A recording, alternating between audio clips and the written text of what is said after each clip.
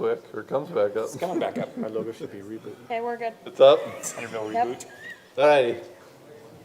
You ready? When you say good, you ready to go? Yep, I'm ready to go. Okay. Poor lady. No, Thank you, everyone, for being here tonight, and thank you for, we did get a little bit of late start, because we had some topics we discussed in a work session, and then we had a little technical difficulties, but we got them going now, and appreciate you being patient. So, welcome to the Centerville City Council, being held on April 4th, and let's go around the room and have the council members identify themselves so we can see we have a quorum present. Meekum present? Hintz present. Summer Hayes present. Hurst present. McEwen present. All 5 council members are present, and I'm Mayor Wilkinson. And we, once again, thank you for all of you being here, and those that in person and that might be joining us online as well too. We'll start with the legislative prayer of thought, and that's me. That's assigned to me tonight. You know, I'm in my profession, outside of being mayor, I'm in the middle of doing a lot of tax work right now, and being a CPA and having a tax practice as well as some other services. And in that, I had an employee make a comment to me yesterday that says, well, that particular client, they're doing their share to pay their share of taxes. And I've thought about that a lot over the last 24 hours, that they do what's legal, they do that's right, they're aggressive in their, but it's all within the codes, within the circle of the tax code. And I think that, you know, we do live in a nation where we have federal taxes we pay, we have state taxes we pay, we have county taxes we pay, we have city taxes we pay, as well as many other fees. But as I traveled late last year to a country that wasn't as developed as our country, I thought, they don't have those services, and they have a lot of problems, and we have a lot of those services, and are blessed by it. So I just hope that sometimes we step back, and we all want to at times make sure that you know, our taxes are fair, and I encourage that. It keeps me in business and what I do. But we all, at the same time, I think it's nice to be able to say, hey, I'm doing my part, and then it's upon us as government officials and state and federal to then take care of those funds, the taxes that are paid as well. And with that said, I will say a prayer. Our Heavenly Father, we're very grateful that we can be here this night. We're thankful for all that we are blessed with. We're thankful for the city. We're thankful for the management of it. We're grateful to be elected officials, to be able to represent the people. Help us this night to be able to hear the people, to be able to use good judgment in what we do. We ask that Thou may bless those that are out protecting us, with law enforcement and other people that protect us. And we're grateful, Father in heaven, for this moisture. We know that we have many concerns about this moisture coming down, but help us to be wise in what we do in that regards, and that people will listen and be safe. Once again, we're grateful for all that we have, and we're thankful for this country and the state and the city we live in. And this we say in the name of Thy Son, Jesus Christ. Amen. Amen. All right, if you'd all rise and repeat the Pledge of Allegiance. I pledge allegiance to the flag of the United States of America and to the republic for which it stands, one nation under God, indivisible, with liberty and justice for all.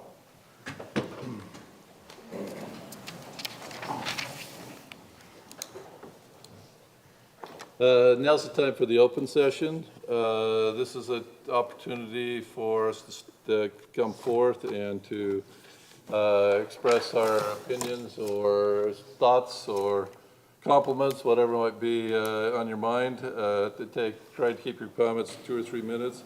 We do have a public hearing on 3 matters that related to the hillside overlay, zoning code amendment, related to Shorelands Commerce Park, and related to Paris Creek subdivision, Lot 5. So those, if you're going to comment about those, we are going to have a public hearing where we'll be taking your input on those at that point in time. So that's not necessarily needed right now. But anything else that might be on your mind, that public hearing is now open. Or excuse me, the open session is now open.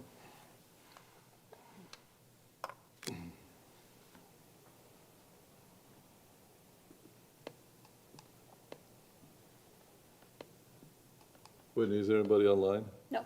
Okay. Seeing no one coming forward for that, let's move on to the business items on the meeting. The first one is the logo and brand development agreement. We had a chance to touch on that briefly in the work session, but we need to get to some issues regarding the snowpack and spring cleanup, that sort of thing. So we moved on to discuss that further at this time. I think we left off at that point where you men had some ideas for us, some things that had been brought up as we were discussing amongst ourselves. So we'll give you the first shot to remember what was on your mind at that point in time. Perfect, thank you, and thank you for having us. Yeah, so I made some notes of some of the questions and concerns that had come up, and I think I'll just try to tick through some of those and then let anyone else on my team add if they have anything. One was about the discovery process and, do we actually spend time with residents? Do we find out what's on their mind, who they think we should be as a city? And I just wanted to answer that with an affirmative yes and say that, that is a key part of our process. It's actually something that we think differentiates us from other groups, which is we don't just give you a logo that looks great. Our process is very grounded in research and that interaction with residents. We would do a focus group session with residents. We would do one with this group. We would do one with city staff as well, assuming that's the process that you wanted us to follow. We would also do an online survey to residents that could be distributed through social media sites and things like that. And just to underscore that point, we really aren't trying to create a brand for you. As we mentioned in our first meeting with you, we're trying to discover your brand, to capture it and communicate it effectively.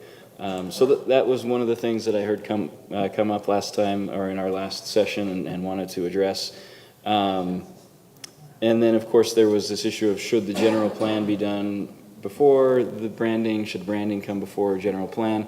I think it could go both ways. I think the brand, if you think about it the way that we think about brand is much broader than a logo or a color palette or some fonts that go on your website. It's really getting to the heart of who you are as a city. And so that discussion, not just the discussion, but the result of that discussion should be a really clear understanding of who you are and what you stand for, what's the promise of the city, what are its unique benefits, and those things should be able to help inform a general plan or any other really strategic decisions. So I wanted to address that. And then I think someone had mentioned that some residents may not see the value in that, and I would just add that of course there are going to be stakeholders who don't see the value, but that doesn't mean that they won't get the benefit from it. You don't necessarily have to see the value of a rebrand or a branding process to get the benefit from it. And some of those, those benefits would include a sense of identity. Residents can really come together and feel a sense of pride, a sense of belonging, a sense of community, and then alignment on important goals. If you feel like you're part of a community, people are more willing to work together toward important goals that come up in the future. I mentioned strategic direction already as another benefit. Reputation is something that is a big part of branding. They're not necessarily synonymous, but a brand certainly impacts the reputation of an organization. Longevity of infrastructure. if there's a website project coming up, if there are other projects where a brand will be applied, you apply a current brand and you may be swapping that out in a few years. And so just thought I'd mention longevity of infrastructure. Economic development, whether or not that's a priority, we don't know the city well enough to know, who or what you're trying to attract, but certainly there are goals, I'm sure, and you want to be able to attract the right kind of businesses, the right kind of talent to work within those businesses. And then, just visitors, and someone mentioned, do you know when you're here, when you're not here? That impacts both residents and people who visit the city. So I wanted to tick some of those things off. Hopefully that answers some of the questions that came up. Happy to answer or have my team answer other questions that there might be as well, and can try to speak as well as we can to those questions. Thanks for answering that. Any further thoughts on those questions or other questions you have? Council? One of my concerns, and I think others share it,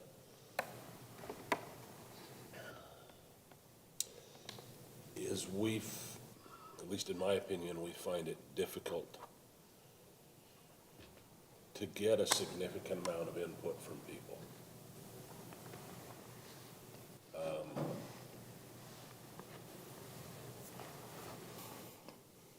We advertise things, and unless someone is really up and strongly objects, we just don't hear from them. Yeah. Budget process last year, just very, very little response, even though we held public meetings, we had public hearings. How do you get to people and get the response, and what kind of response would you consider adequate to base a conclusion on?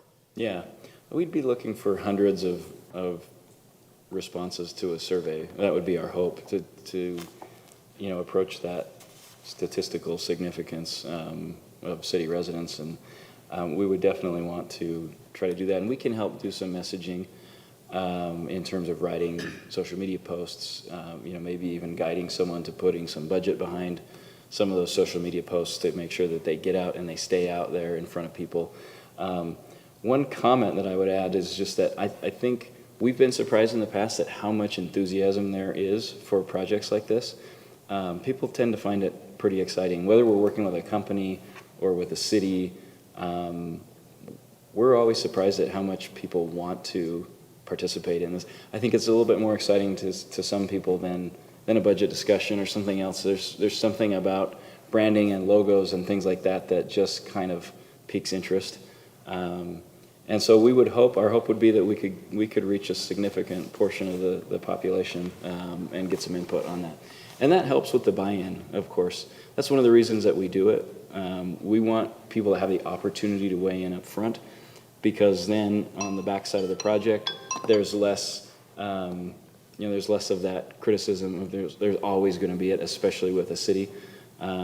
But I think it helps when you say we had lots of opportunities for people to come and weigh in and participate in this process. And so, yeah, I think that would be a couple of my thoughts anyway. Hopefully that answers some of your questions.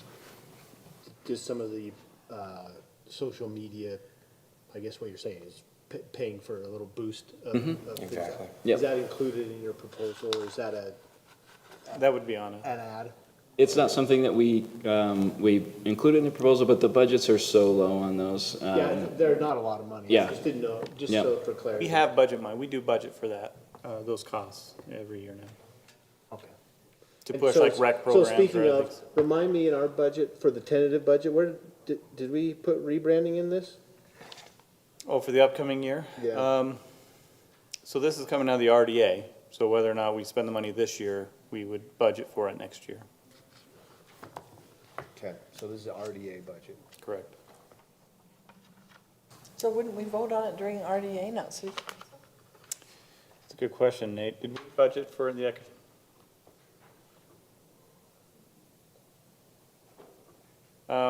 yeah. No, what we talked about, Corey, is he here? We talked about using the general plan money since we weren't gonna use it all. We can still see you, Corey. You're not ducking Yeah, down he far is enough. ducking. Because So, in our RDA we didn't budget- anticipate, yes. We just have the economic development plan and the traffic signal. We don't have any other capital. So that's why I was trying to. Yeah, so the I market couldn't remember analysis- if I re- Market Didn't analysis remember- in the RDA. The current market analysis with Zions is in the RDA. And, but the general plan funding, that's where we're gonna use the money out of, since we weren't gonna spend the money, all of it this year. That's where we're pulling it from, So it would come from the general fund money, The general plan. the general the plan. general I'm plan. sure General this plan is a and shock community to everyone development. involved, but I'm not really thrilled about that. But again, we're not using the money, and we have budgeted for it next year. Yes, but we did budget for some of it this year, and we're not gonna use it. Not all of it. I'm thought- still concerned. I thought we talked, but in our budget meeting, we talked about increasing it and really moving forward with the general plan, not, For next fiscal not year, cannibalizing from it. for next fiscal year, we have the budget amount we need for next fiscal year. We increased it to 80,000 for next Correct. fiscal year. That's what I remember. But we're not spending any in this fiscal year. Corey, are we spending any of that fund this year? In the coming fiscal year. No, in our current fiscal year. So you've got. Again, so if we're not spending the money this year. Correct, I see what you're saying. Then we would move that money to the Yes, next you're fiscal year. saying for this, our current fiscal year, Correct. which you're not spending out of, it would For the next 3 months. budget bucket, yes, okay, that makes sense. Again, depending, I mean, if this is signed, we could potentially have much of this knocked out before the end of the fiscal year. Correct, And we could see that cost from this fiscal year. got it. Yep, I guess I have a question. How long do we think this would take? So some of that is definitely dependent upon the speed at which you want to move. We can come out, typically, we work with cities on their council and their work session schedules. And so, deliverables tend to happen on those milestone dates. And let's see, there may have been I don't know if our materials made it into the packet, but there is actually a proposed timeline in some of those materials, and it's 11 to, so that would be the slide 6, page 6, I think. So anywhere from 11 to 15 weeks is about how long we like to plan for. But sometimes that goes a little bit faster if the schedules and the appetite is aggressive. Sometimes it goes a little bit slower if, we need to work around meeting schedules and things like that. to Bill's question, so soliciting community feedback isn't necessarily one of these scope items. Are you doing that simultaneously with those, or? Yep, that is, we've just kind of put it in our weird language. It's the brand assessment is that process. Okay. So our brand assessment includes those focus groups and the online survey, as well as some secondary research we would try to collect from all of you in terms of city histories and things like that. Bill, you weren't here during the first part of the discussion, and one of the comments, because we had a really healthy discussion on this, and one of the comments that I made that I think is germane that you hear as well is that I think the demographic of Centerville has changed fairly significantly in the move-ins and move-outs, and I don't think we're as static as we used to be, and I'm curious to find out what we do believe our identity is, because as we all represent different groups collectively, there are different priorities in the city, and that we had a great discussion about, chicken egg, which is first, general plan or a brand, or are they mutually exclusive, or can they work together? Does one influence the other? I think from a strategic standpoint, this exercise will help us strengthen our general plan, because we'll understand what our identity is. What do our residents really want going forward? And is it the same thing as they wanted 15, 20 years ago? I think we're at a point where we're different than we used to be. I just don't know what we are now.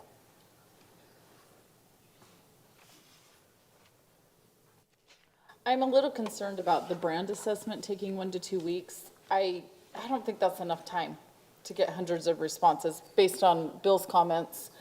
And I know, because the company I work for does professional services, this timeline, like, you can really go over budget fast if you're blowing through those timelines. So are you really planning on 1 to 2 weeks for that?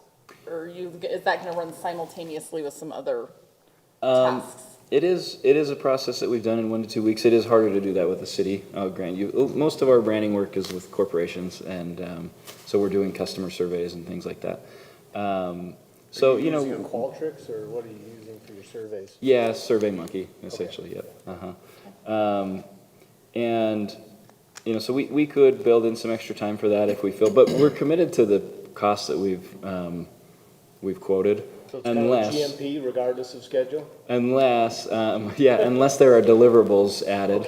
Okay, Or there is really extensive revisions. If we're still doing revisions in 8 months, then, you know, we'll have some conversations probably, but, That, 8 months, he's quoted, he's on record saying. I forget I'm on record here. I heard the subtext, if you have us at 5 work meetings that last 6 hours, we're gonna talk. Yeah, no, this is the ideal timeline, Yeah, right? definitely. Did Lehigh City hit 15 weeks? No. We were, and obviously the. What did they hit? It was probably around 6 months. Now, if you they go include over all of the budget? brand rollout, the implementation plan, and how that brand was applied, that can be years. Yeah, there right? were phases added, including implementation of the brand. This timeline takes us up to the implementation plan. Then after, you know, there's the actual implementation of the brand. Which will take years. Again, we're not financing Yep. everything immediately. It will take time, but to Right, your that was one point, of your answers in our last meeting, if I remember, Right. Brent. You said, well, we're not just going out wholesale, purchasing all new labels for our trucks and new no. uniforms, we'll phase those in over again, time. the current logo, regardless of what happens there, is actually still an excellent seal. And I think we'd still maintain that as our city seal. And there is a difference between the two. So it's not gonna go away entirely. I think there's value to keeping it as a seal, And as right now anyway. because it had come up last time, we did throw a slide in here on slide 5, page 5 of the PDF. This is an actual implementation plan pulled from one of our recent corporate rebrands. And you can see that there are phases when we lay this out.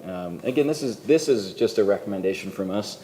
This is something that you guys take and you do with it, you know, whatever you want to do with it. But it's something that we put forth as a recommendation. There are things that you might want to do immediately. Those are going to be, you know, really prominent pieces, maybe low cost, high prominence would be things that you'd put in that immediate bucket. Then there are things that come up as budget allows. Those are probably some of the more expensive things. And then there are things that come up as needed or over time. Those might be things like vehicle wraps. Every time you phase a vehicle out of the city fleet and you phase a new vehicle or you bring a new vehicle in, you wrap it with the new brand. Which is a cost you would have anyway. But, right? you know, some cities say, well, there's no way we're just gonna rewrap all our vehicles on day one. It's more of a as budget allows or as needed, kind of a thing. So it is a process that probably will go on for years, the implementation of a brand. But we would certainly recommend certain high-profile items be updated pretty quickly after the release of a new Obviously, logo all and visual identity. digital assets, things like that can. Things that are real easy. Yeah. So that leads me to the next question, Brent, or you can answer this question. How does this integrate into a city website redesign? And is Civic Clerk still our backbone with that service? Because we're already paying for some of that. We Civic don't want to Plus. double pay. So we're Civic Plus, and we're about to do a redesign and switch to a premium model, which will be so much better. One of the things, I don't want to get too far off, but premium will be able to actually have embedded videos right now, so we can have as links. Well, so there's just a great need for us to have more information on our front page, but our current website restricts that. So moving to the premium is what we're doing, but we want to make sure. That's outside of this. This is scope. completely outside, but this branding effort will help dictate where that goes, our Correct, color palette right. and where we go, and Associated but not connected from a cost Right. perspective. no. Yeah, from our standpoint, we would deliver a style guide or a brand standards guide Okay. that anyone could take and design a website within the new brand. You know, they wouldn't need to have participated in this process or have been a vendor in this process. They could take the deliverable at the end of this project and develop or design a Makes it so website. much easier than us looking at a website and our logo and saying, ooh, it might be this blue, you know, that's actually the actual style guide would be helpful. And knowing what colors go on the website. And that one isn't a chicken egg problem. I wouldn't even start the redesign on the website until we decided whether or not we're even doing this. Because that does become a duplicate effort. Absolutely.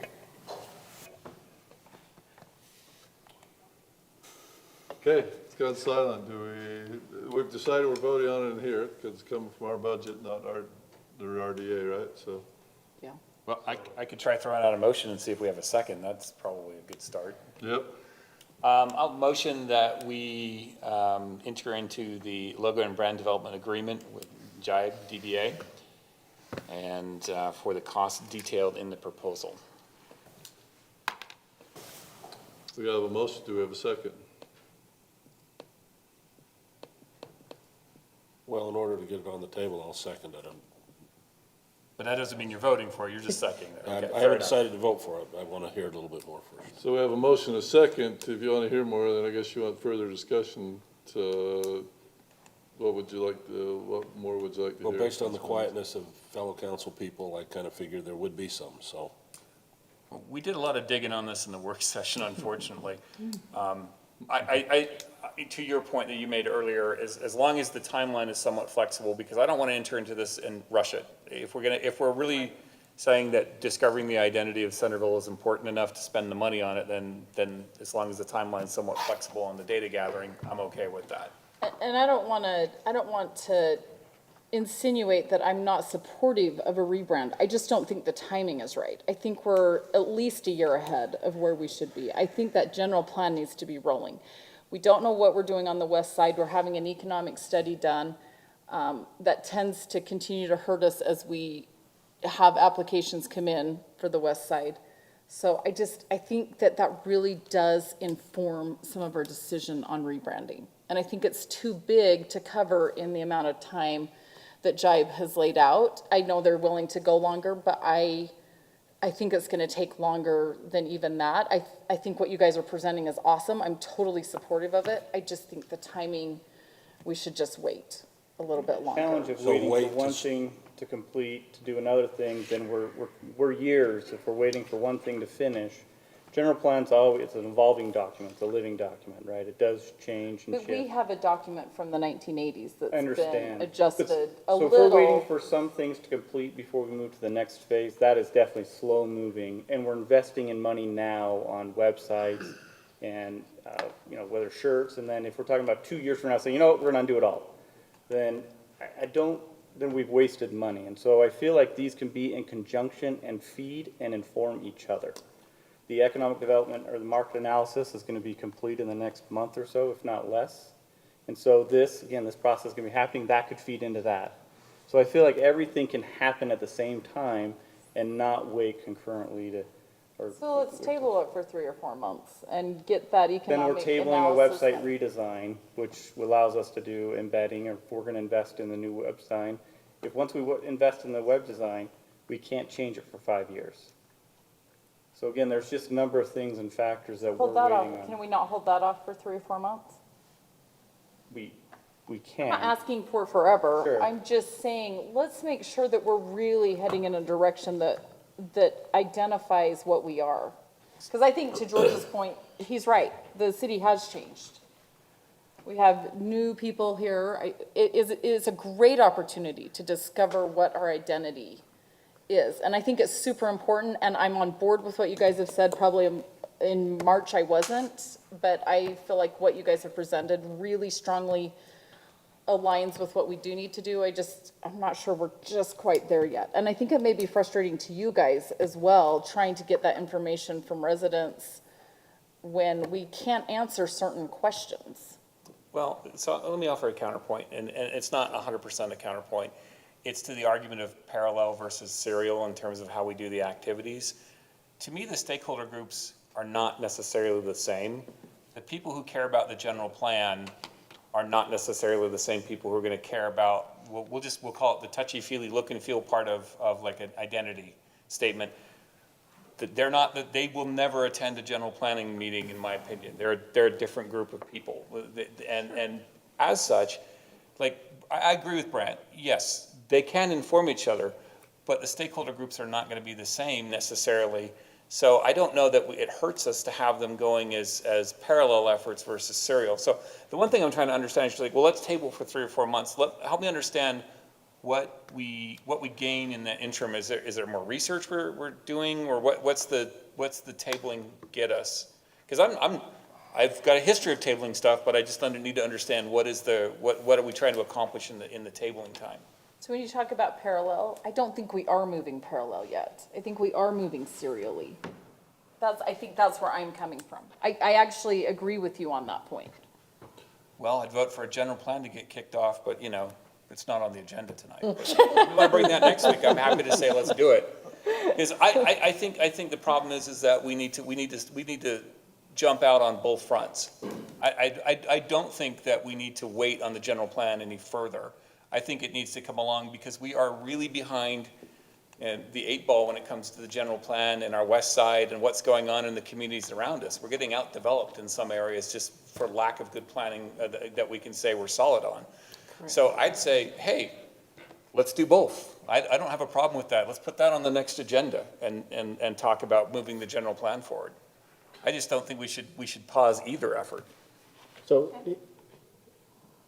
I've been silent, Bill, because I'm actually torn on this, maybe more than I was an hour or so ago, but part of my struggle to decide whether we rebrand, and this is kind of for your benefit, but for the benefit of other council members as we have a motion in a second, but is we have, I don't know if our community really cares about a rebrand. Do we care enough to spend $25,000, $28,000 on a rebrand? Would we prefer to do something else? But so, for example, staff during budget, we had this 360-degree camera that got pushed off, and we actually added that back in because we see that as something valuable, and that's $12,000. Well, we're talking about something that's twice as expensive. Now, to your point, Brant, this is something that can be folded into this year's budget. It's not an additional cost per se, but really it is, whether it's in this year's budget or next. It's still a real cost, regardless of if it fits within a budget or not. And then I'm torn, I guess, because at some point you are going to you do want to do a rebrand. And so the question is when do you do that rebrand?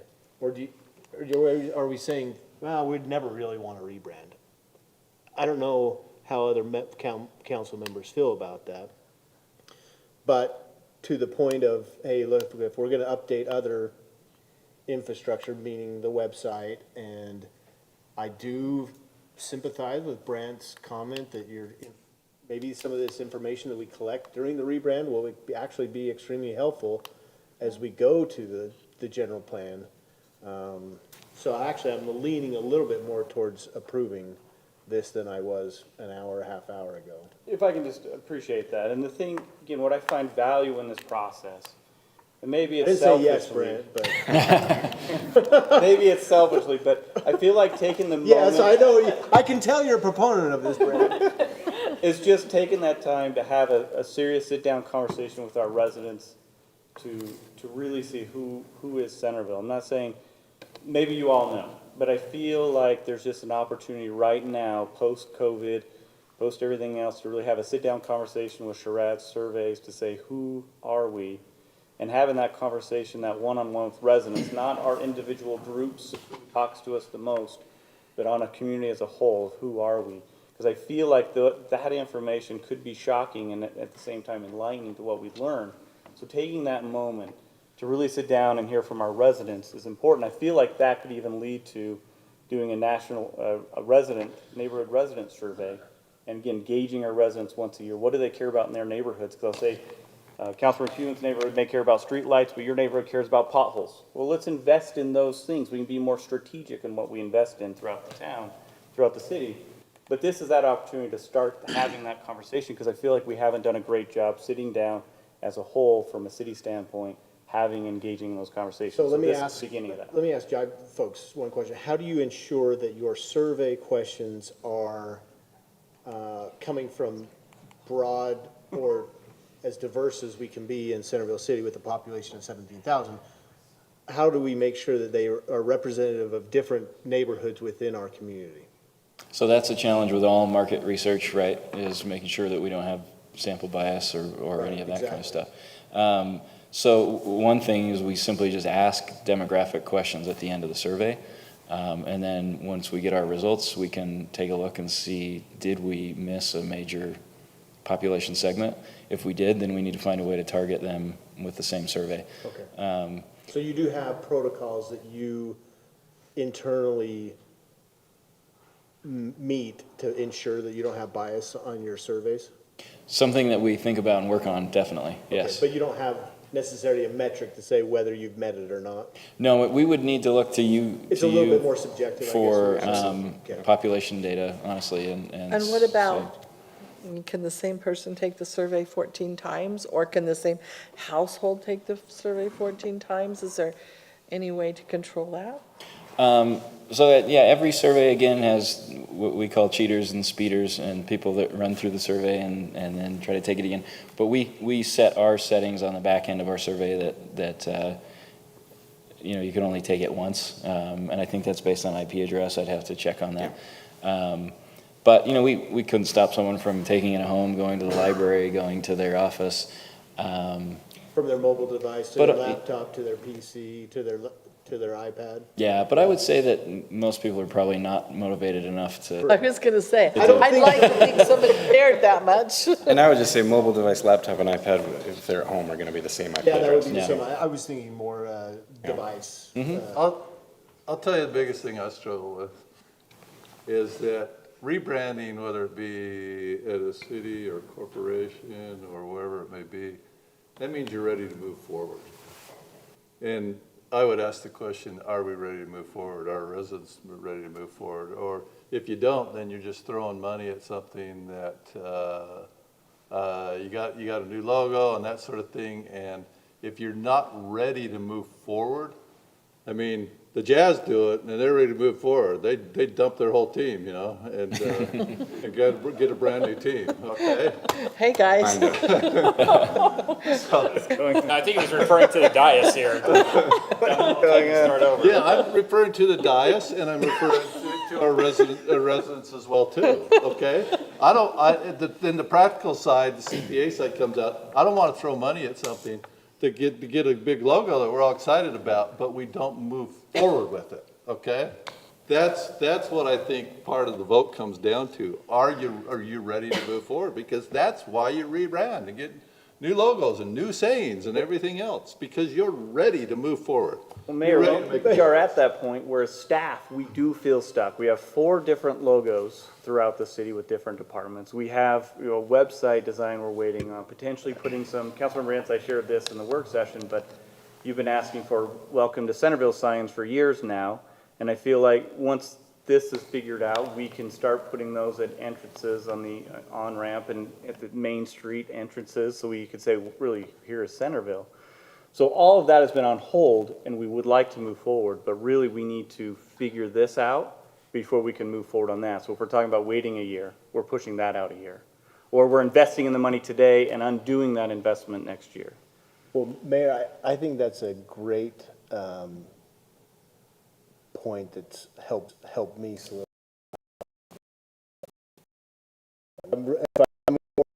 I'm ready to move forward. I like to view myself as a man of action, and so I think if we deliberate and we never make a decision, then you're always stuck in that a little bit of a doldrums. I'm not saying that's what you're suggesting, and nor are you saying that we should always be stuck. You're saying, hey, if we're ready, let's do it. I'm just saying that to get value out of it, Correct. you need to make some changes. And I totally okay? agree with you. I think Yeah. we're on the same page. I'm in there. agreement. That's actually a great way of articulating it, and it's made me kind of focus the reason why I feel like we're at a great crossroads. If you look at our post-pandemic world that we're in right now, it is fair to say, without, I think, arguable point, that most people rediscovered the communities they live in. They didn't commute out of their communities, they stayed in their community. And so we've got people who are probably more focused at this time in their life on what happens within the bounds of their community than we ever have. So if we're gonna ask them what their community means to them, this is the time to do it. Not when we return to, hey, we're commuting to Draper for work or whatever, but when we're working at home and then we're taking a walk around our neighborhood between meetings or whatever. I think we're in a really special time that people are definitely focused within the four walls or inside their community. I feel, yeah, I totally feel ready to go to ask that question while we've got that focus. And to Gina's point, I'm ready for the general plan too, so. Yeah. And I'd say, let's throw it on there. I'm ready to go, and the general plan is when I'm like, let's go. We're overdue. Yes, we are over. Yes, we are overdue, and We we are do need to overdue. get on it and quit kicking it down the road. Nobody's staring at you, Corey, don't worry. You're speeding up his retirement process by saying this. I'm just kidding. Sorry, I said it for you, Corey. So I might have one more point to add, which is just that your brand exists today. Whether you know what it is or not, whether you're communicating it well and capturing it well or not, it exists today, and it's going to exist in 3 or 4 months. The one thing that you can't do until you understand it and communicate it is start the process of branding, where you actually start to tweak touch points like city entrance signs and websites. Those are how you actually improve your brand. You improve your touch points. But the brand exists today. It's already there in the mind of the audience. So I don't know if you're a good salesperson, but you're just probably really good at your job. But I like what you said. You're actually not trying to create a brand for us. You're just trying to help us discover Yeah. what our And brand we is. believe that, What's yeah. existing here. That is your brand. Let's just figure that out a little better. So I appreciate that insight for us. And brand isn't set in stone. There is that process of tweaking touch points to improve it. But it always exists at any point in time, so. But no potholes or light poles on the logo. Or in and out. Or in and out, or, yeah, exactly. We have some parameters, it sounds like. Empire Chinese? No, okay. All right, you ready to vote? Yeah.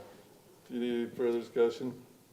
I'm happy to start this one, We'll give start- everyone we'll start- deliberation. We'll start and go, yes, Councilman McEwen, and go over to Councilman Meekum second. How long do you want me to take voting, Robin? Because you still look, Because I haven't decided. well, I'm gonna say aye.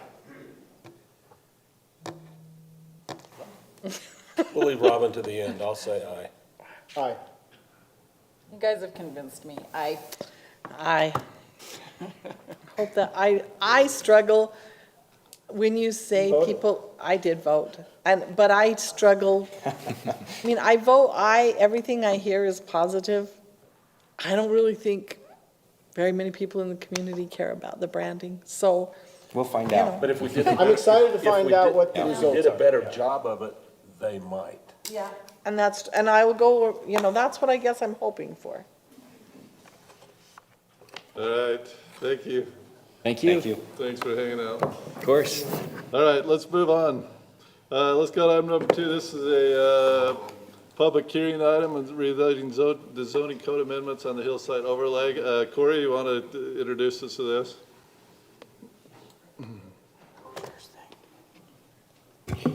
Thank you, Mayor, members of the council. Editorial, you're going to be okay with branding before the general plan, because that's where we all start every time. So, before you use a text amendment to the hillside overlay, you're a little bit prepped with that, with some events that have happened in the short history past, but just to set up for the hillside. The hillside is designed in predominance pre-development.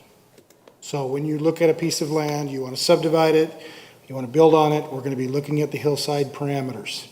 And there's a lot of stuff that goes into that, from the geologic hazards to the analysis of the slopes, and we come up with the formulas that come out of it, and then you set your lots and your subdivision in accordance with that. However, there's one section in that hillside that's post-development.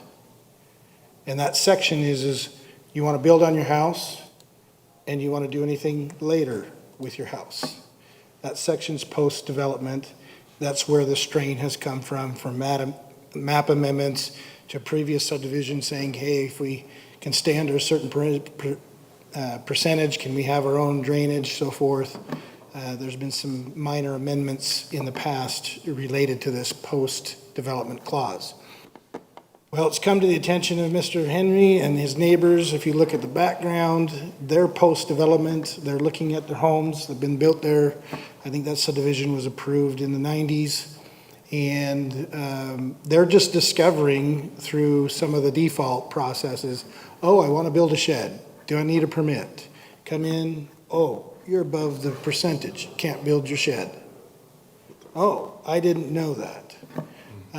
Or I want to build the shed. You would have had enough room, but you put in an RV pad, you put in a patio, put in a sports court. Sorry, can't do it now. Or you tear down your deck, come in and get a permit, and we say, oh, sorry, you're over the percentage. So that's what we're dealing with this text amendment, is this section that's post-development. And if you look at a few of the neighbors within the area of the petition, they're kind of up on a flat spot. And they're saying, I can't use all of the property that I have. I didn't know about this. And so the Henrys made an application and said, you know, we want that to be tweaked. We think there are circumstances, we're gaining a better knowledge about drainage, and there's technology and options for us to do. Why can't we revamp that ordinance? And that's made sense because staff has seen this post-development problem a few times in the past. So I worked with Kevin Campbell, our city engineer, and said, look, it's really hard to tell somebody that you're nearly flat, but you're in the hillside, and you can only use 40% of your property, and somebody that's 28% slope, and you're really sloping, and that's why we have that in there, so that you can only use 40% of your property for your footprints of development. And to say to each person, yeah, that makes sense for each of you, and it doesn't. So Kevin and I came up with a tiering system. You know, we already currently have one that's 0 to 10, 10 to 20, 20 to 30, 30 above is a prohibited slope area for development. We've gone back into that and refined that even further than that general tiering. So what you're seeing is the bulk of the language is creating a tiering system. So that system is running in increments. The lower slope, overall slope you have in your lot, the more you can use your property. The higher is going to be less. And that way we can maybe more fairly put it across the different types of lots that are in the post-development to allow people to still be able to use some of their desires for their property. But if you start getting really steep, look, you just can't fill up 28% slope with a lot of impervious coverage, because that creates a synergy of the stormwater and surface water that lands on your property. So we think that system of tiering is more appropriate. The question becomes now is, how do we create this situation where somebody post-development doesn't come in and go, oh, I bought this home a week ago and I can't do anything more? So we've created in the ordinance that if you exceed the base parameter, so we're still keeping that base parameter, you stay under it, you're good. If you want to exceed it, there's an opportunity to exceed it. Here is your parameters based on your slope area, and then we record a document. We already do that with second kitchens versus ADUs. We already do that with ADUs.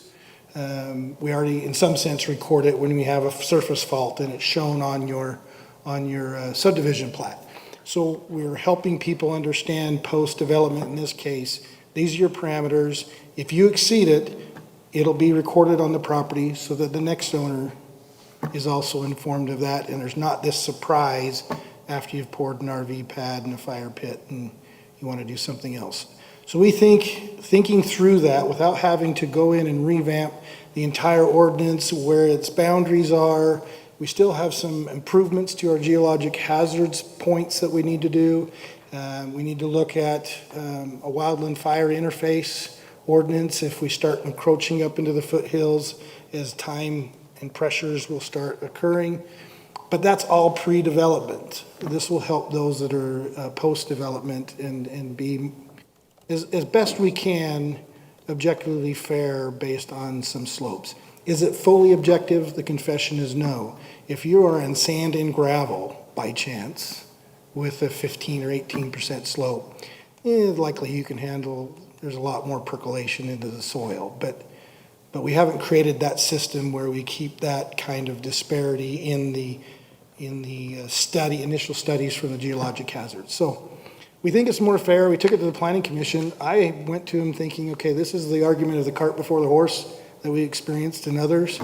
And it was surprising. They said, no, this is the horse before the cart. We like it. So they recommended approval to you. So Corey, on proposed detention, retention that's suggested in here, what are some of the examples that you feel residents might use? Are they going to be using subsurface detention catch, you know, the underground, if they really wanted to and go through that expenditure, they actually could.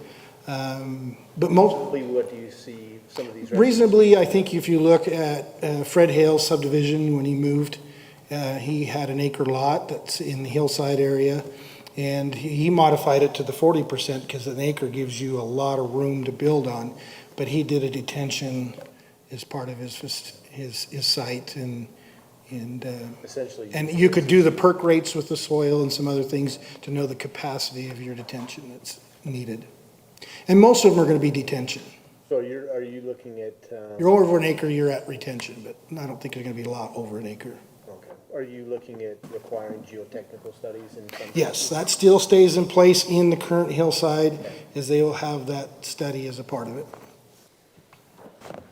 So we're recommending approval. Hopefully it is the horse before the cart this time. Thanks, Corey. No further questions for Corey right now. The applicant, Mike Henry's here. Applicant, you are welcome to take some time to speak to if you'd like. I'll say a couple of things. Yeah, we, I've lived in this community for 30 years, lived down in actually you moved into my neighborhood, right? You're right, Mike. Spencer came into our neighborhood. So I have moved out, but. And is that why he moved out? But I've lived here, my kids grew up here, they graduated from Viewmont. You know, I'm a resident that's been here a while. I've took a couple of Gina's kids to the National Scout Jamboree. So it's a small community. And as far as this relates to the branding issue, this is very small, very, very small. Yeah. But I really enjoyed that, actually, the branding. I'm going to go home and think about that more. How would you have voted? Yeah. What's that? How would you have voted? On the branding? Oh, is that the seal over there? Was that what we have right now? I would definitely do it. Because that didn't seem very exciting to me. We will solicit Well, you there you specifically for input. Like I said, not that Brand's biased. Anyway, it's about retention and detention. Yeah, retention. Yes. Be careful, let's focus on your issue here. I'm going to say, it has nothing to do with the application of the but we agree with you. Yeah. Well, we've been trying to figure out our lot we built on. It's in back of the Davies. The Davies sold us part of their property. And we've been trying to figure out what to do with our backyard. Our front yard's done, but our backyard we're still trying to figure out. And we decided, we talked with our kids, and they're all married except for one. And they were like, hey, what do you think about a pool? So we got a guy, did the pool thing, and he submitted the application, and guess what? It came back. Whitney says, hey, your property is over 40%. And it conflicts with the hillside. Now, I knew about the hillside because when we built 3 years ago, we talked to Kevin, and Kevin made us do a big berm in the back, so made sure that none of that water would go onto our neighbors when we developed that lot. And we had to submit a site plan with all the percolation stuff, and all of that cost a couple $1,000s, but we submitted all that with our building permit, and that's what came out.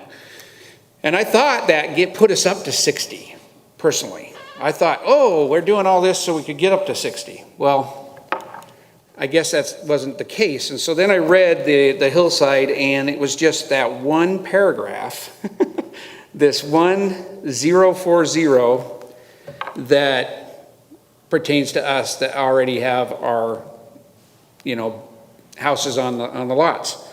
And so then I actually heard about my neighbors who had came over and talked to you guys about 6 months ago, the Knights, and their plight, and how those three houses were taken out of the hillside. So I got that, I got all the notes for that, and I felt like that maybe this is not a cookie cutter, or this is not that's the words that I think Councilman Summerhays used on that. The cookie cutter, doesn't want to do cookie cutter anymore. And so I agree with that. So we looked at actually changing just the text so that there was an option for us to be able to at least go up a little bit more and enjoy a little bit more of our property. Obviously, there is people, and Corey didn't mention this, but he did do it with the Planning Commission, but there's a lot of people who have put a lot of flat cement on their property, and it doesn't take a permit to do some of that flat cement. And so how do you ever know if somebody's even over the 40%? I mean, like, for example, I went out and talked to 17 of my neighbors, and every single one that I talked to signed that they supported the change. But only one knew what the hillside overlay was. Only one. And the only reason he knew it, and he's here today, Frazier, but he only knew it because he also is trying to put in a pool and is running up against this hillside overlay. And so we feel like there ought to be a way for us, especially with, Corey mentioned this, technology, where it's gotten to. Some of I think, like this is Bill Smith, he's my another neighbor, and Bill Smith, he has a lot that's totally flat, but yet legally he can't use more than 40% of his flat yard because he's in the hillside overlay. So we think that it needs to have some flexibility where a human being, and in this case it would be the city engineer, could actually look at the site plan, go up, inspect, and see the slope and make the slope calculations and figure it, and actually look at it and not treat everybody under this exact same wordage, but that there's a way in which we can use a little more of our property in impervious material. And so that's basically the crux of the issue. And so whether or not, and so really, I guess we're kind of representing everybody in the hillside, not just our little neighborhood. But our little neighborhood is a little bit different as far as percolation goes. It was a gravel pit before we all got there, and so it's got really great percolation, and but also that this nice flat area. So there's a lot of flat. My property's not. My property is about 13% slope, but there's about 4 or 5 of us that are right there in the Knights, just down the street there from the Knights. That one's I believe is Kevin, and myself, and Stevens and the Davies. And the 4 of us are probably the most sloped up there, and we're somewhere around 12 to 14%. Mike, just a question. Yes. So I'm looking at Google Maps. Are you, at some point you'll have to provide this to staff, but are you putting the proposed pool where your sport court is, or is this going to be in the unimproved area of your backyard? Unimproved. Okay. So how, you'll work with staff, but generally what's your idea to do detention and retention with so much impervious surface coverage? I don't know the exact,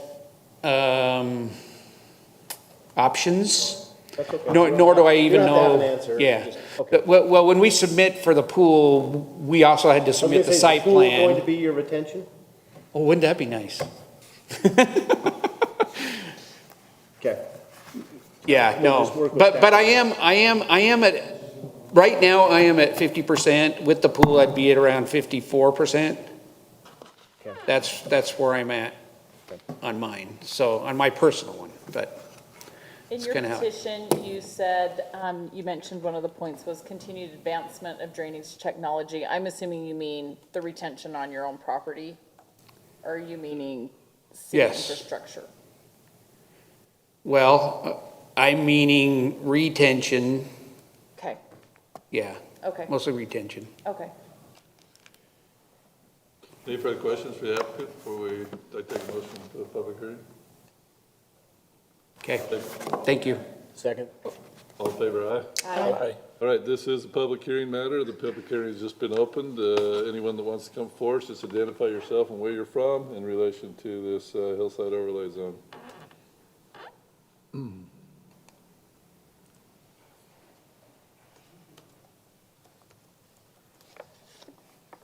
My name's Fraser Roy. I'm up in the Sim area, 3 or 4 houses around.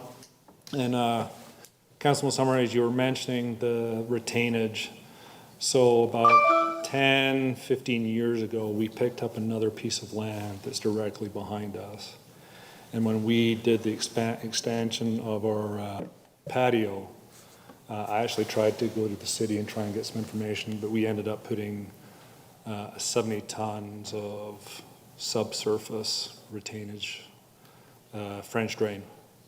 So when we did that, when we were significantly below the 40% at the moment, our intention is to go beyond that up to the above the 40.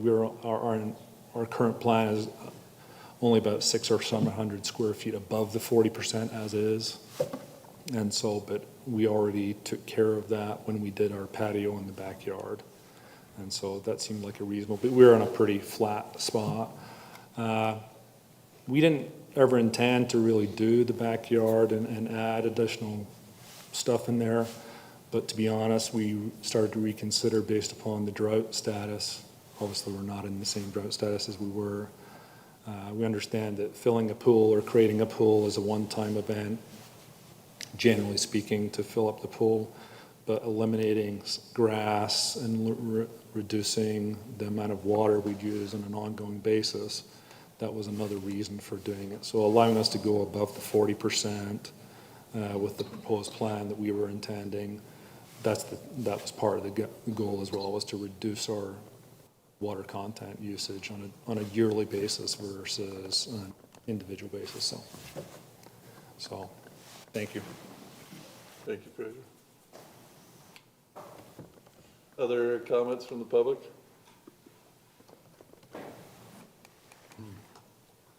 I just thought I would share support of the. Identify yourself. Identify Just for myself, the Bill record, yeah. Smith. Thank you, Bill. I'm a neighbor in that same subdivision and was observing the way Charlie Rockwood developed that property about 25 years ago. Did a good job, has a lot of issues with the property with seismic and other things, but it does predominantly drain fast.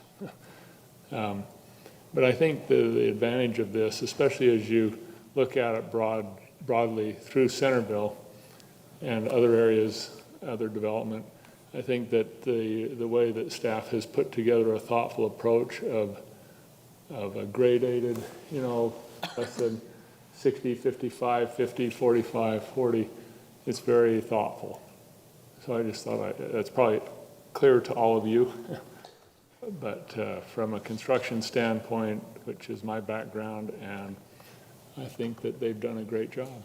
I just thought I'd show support. I think it's very worthy of moving forward. Thanks, Bill. Any more from the public?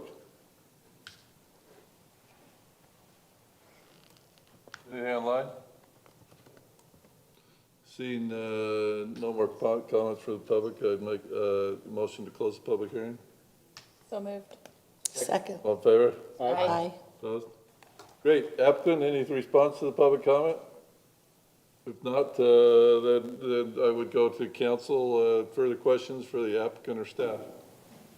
I just want to ask Kevin, you did the calculations for the slopes?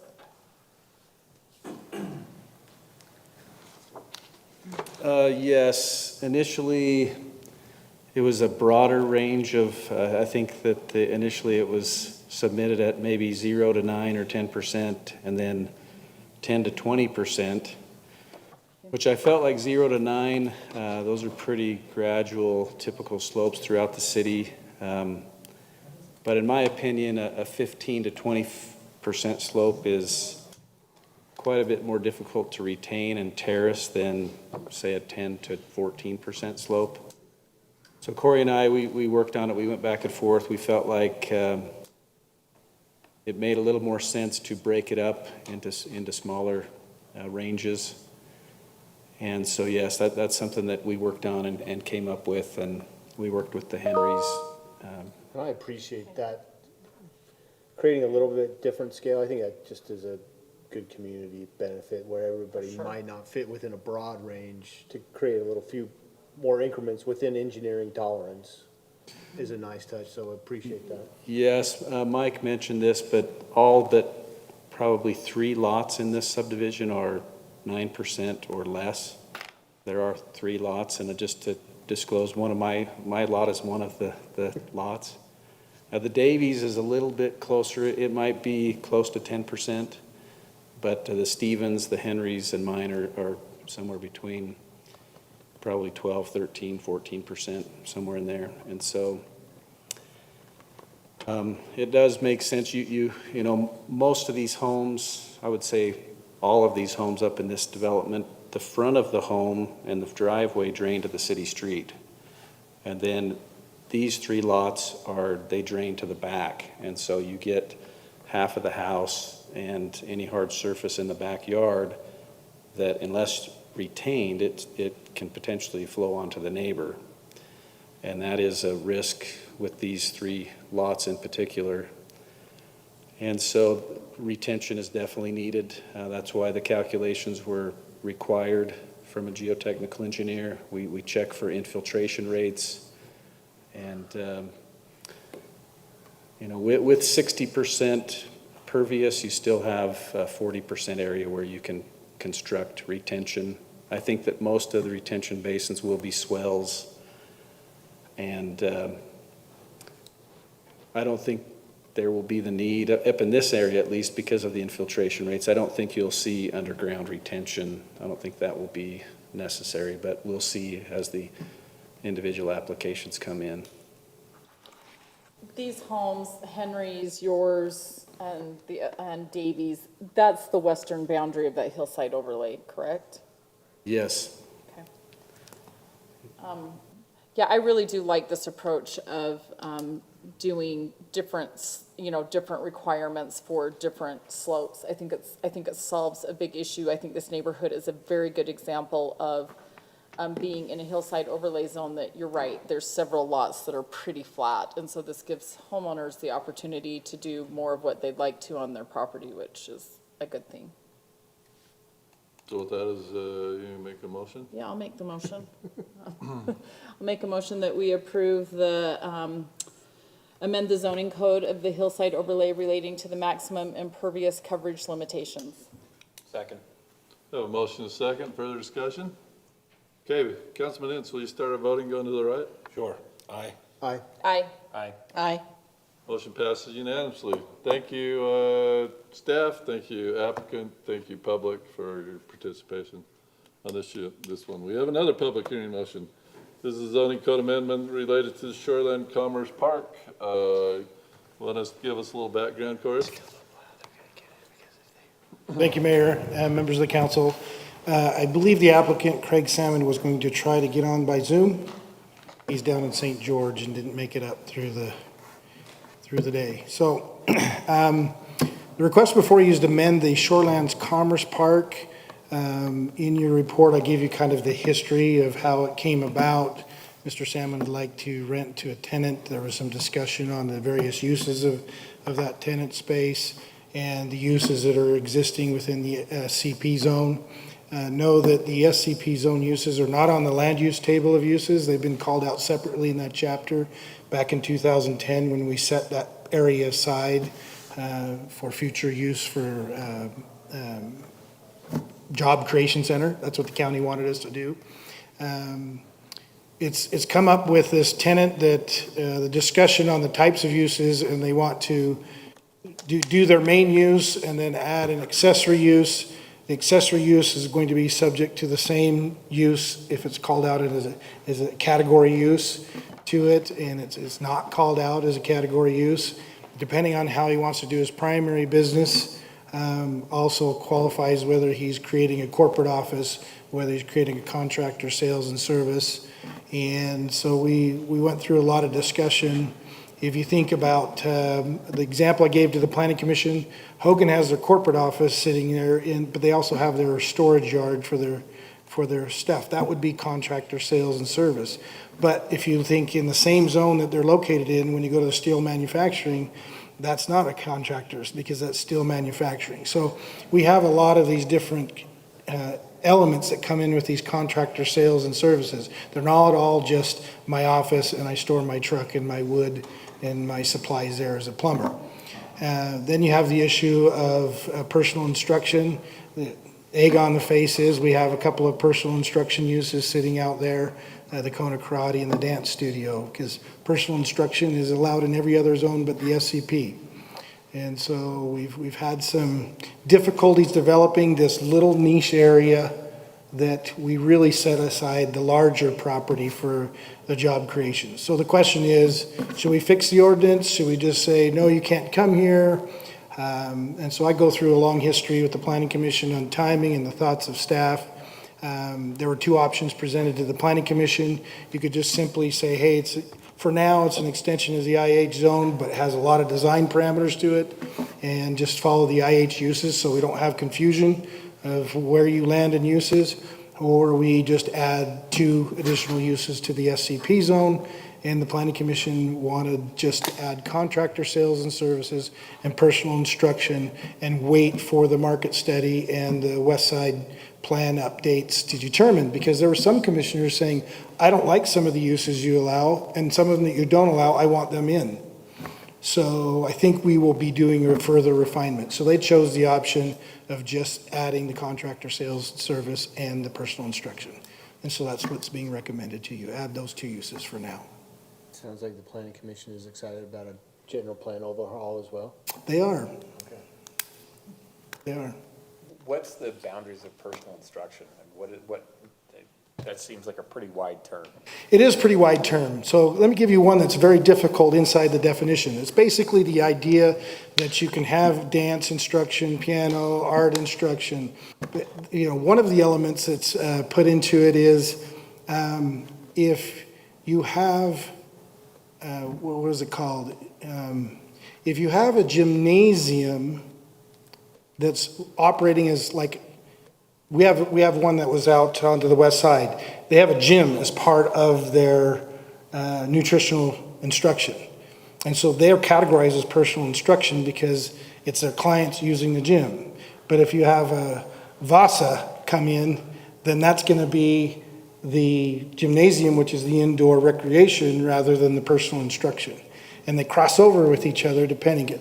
And it's interesting the way we try to do the definitions. We say, here's a simple definition, and then we say typical uses. And this is where it gets really gray. So if I do personal instruction, but I have a gym as a part of it, so think of the old fire station. It's got 2 uses into it. It's got a professional firm into it, and then it has a personal instruction associated with a gym. But if it was just opened by gym memberships on a bulk basis, it would be indoor recreation. So it gets really dicey. But personal instruction is really, I'm going to a class or some type of activity that's non-vocational instruction in nature, and I'm learning something and doing something for that compensation.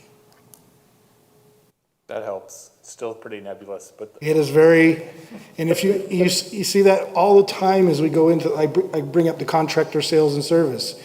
When do we cross over to manufacturing versus your office and storage yard?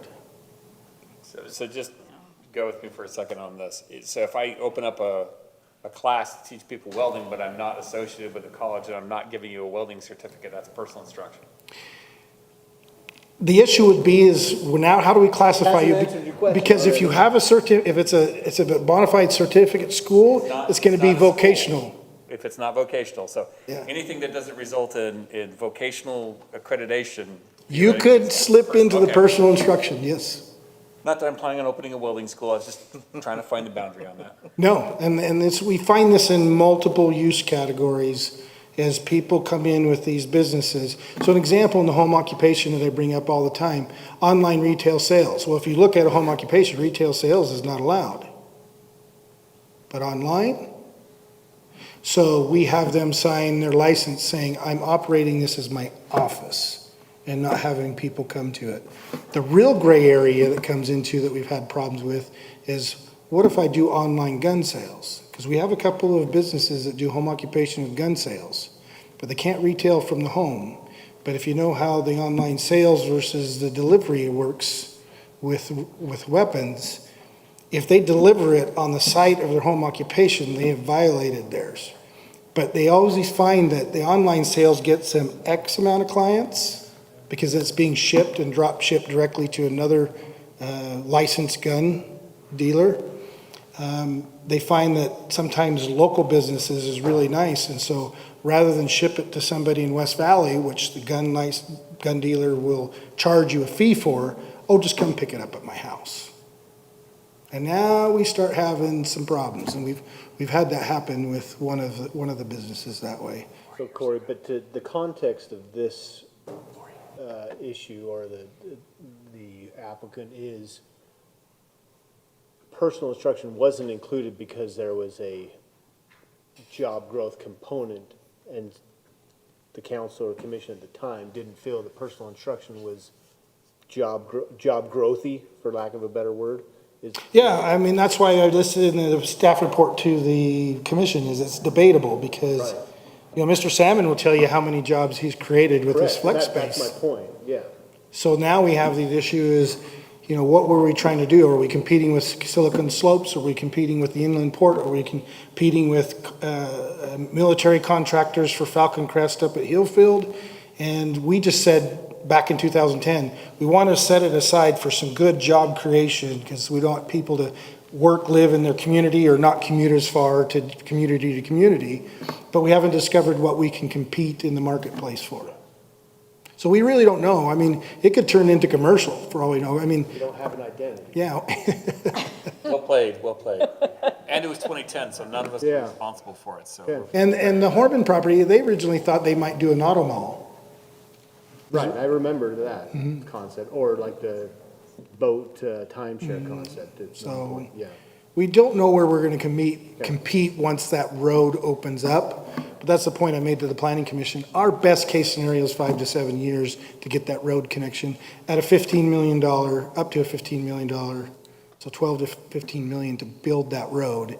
So we've got to find some end users and know where our market is before we can do an economic development area and do what we need to do to build the infrastructure for that site. So the question is it okay to add these two uses for now? Given the southern end and how it's developed right now, I don't think it's a great threat to our future. Thanks. Applicant, you there? Do you want to make a comment? Yeah, thank you. Can you hear me? Yes, this is Craig Salmon. Yes, thank you. I apologize I'm not there. This weather was trying to get home yesterday and today, so I apologize for not being there. And thank you for listening to our request. The thing that we would just point out is we already do have personal instruction people in these spaces, and you know, it's just an oversight, I guess, at the time, and so we didn't think it'd be a problem. And then Corey brought up that, hey, well, we made a mistake, and now we got this issue. And so we need to really pay your fee. Let's do another amendment to the text to try to remedy the problem. That's one reason we're doing it. I will point out the job creation. I took a poll of all of my tenants there on this 2-acre piece of property, and we've got over 185 employees employed on a 2-acre piece of property. So, I'm just pointing out that job creation is, and maybe that's not a lot to you, but I would dare say that it's better than any other piece of property in the ID zone, for one, in a 2-acre parcel. And anyway, we are creating jobs. People are staying in the city instead of commuting to Salt Lake or Layton, or, they are finding jobs locally. So that is accomplishing one of the objectives that you have. And if you have any other questions for me, I'd be glad to answer them. Questions? If not, let's go, a motion for a public hearing. Motion to move to public hearing? Second. All in favor, aye? Aye. All right, the public hearing is now open. This is the public hearing for the Shorelands Commerce Park Zone. Just identify yourself and where you're from if you're so inclined to make a comment.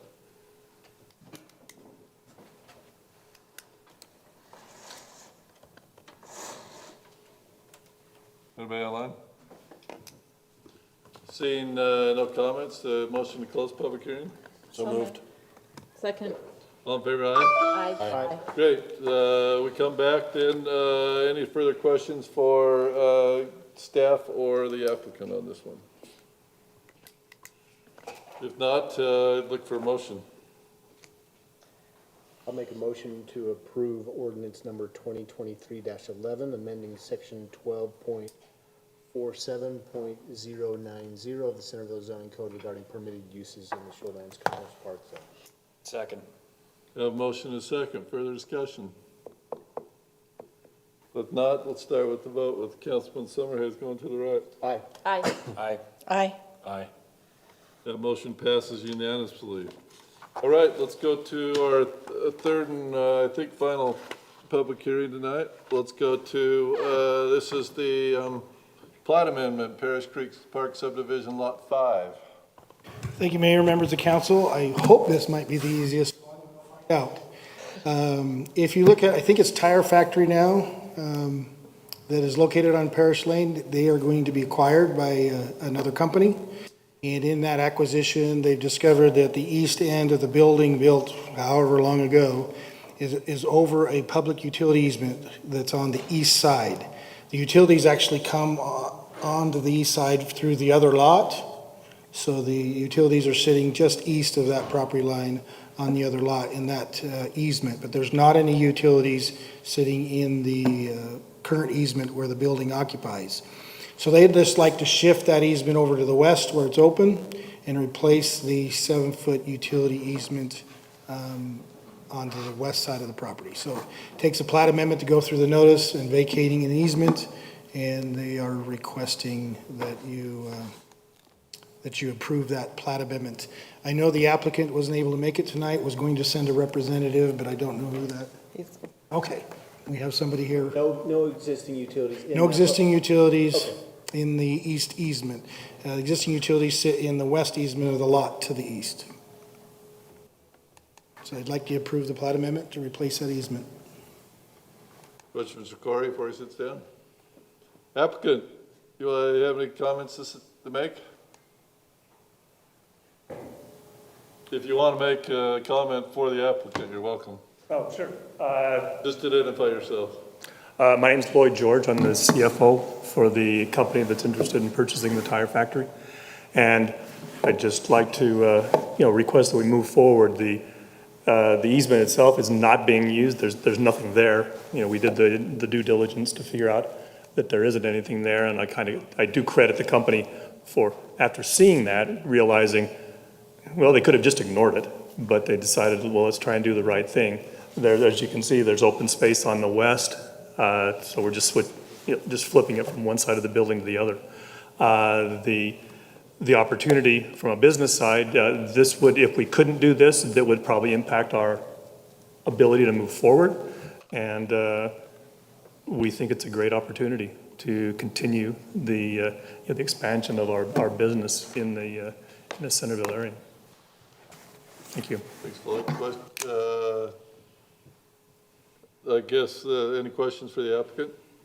All right, motion to go to a public hearing. So moved. Second? All in favor, aye? Aye. The public hearing is now open regarding to plat amendment on Paris Creek Park subdivision lot 5. I am so glad they didn't pass that bill at the Senate requiring a minimum amount of time for a public hearing to be open, because that was gonna make things miserable. That was awful. Yeah. Just so this lasted more than 30 seconds, but you know, in the spirit of making sure, that was horrible legislation. Yeah. Online? Oh, we're down to not too many members of the public. Well, you guys are public too, staff is, but. Okay, motion to close the public hearing. So moved. Second. All in favor, aye? Aye. All right, so, if there's no further questions, I'm assuming, for the applicant or for staff, then I would look for a motion on this one. Make a motion to approve ordinance 2023-07, ordinance amending section 11.01.085 of the municipal code regarding dumpsters. Do I have to read it all? No, it's not Okay. dumpsters. No, It's this- Parish this- Creek this is Park. They're on the, you're above. Paris Creek. Oh, sorry. It's your recommendation.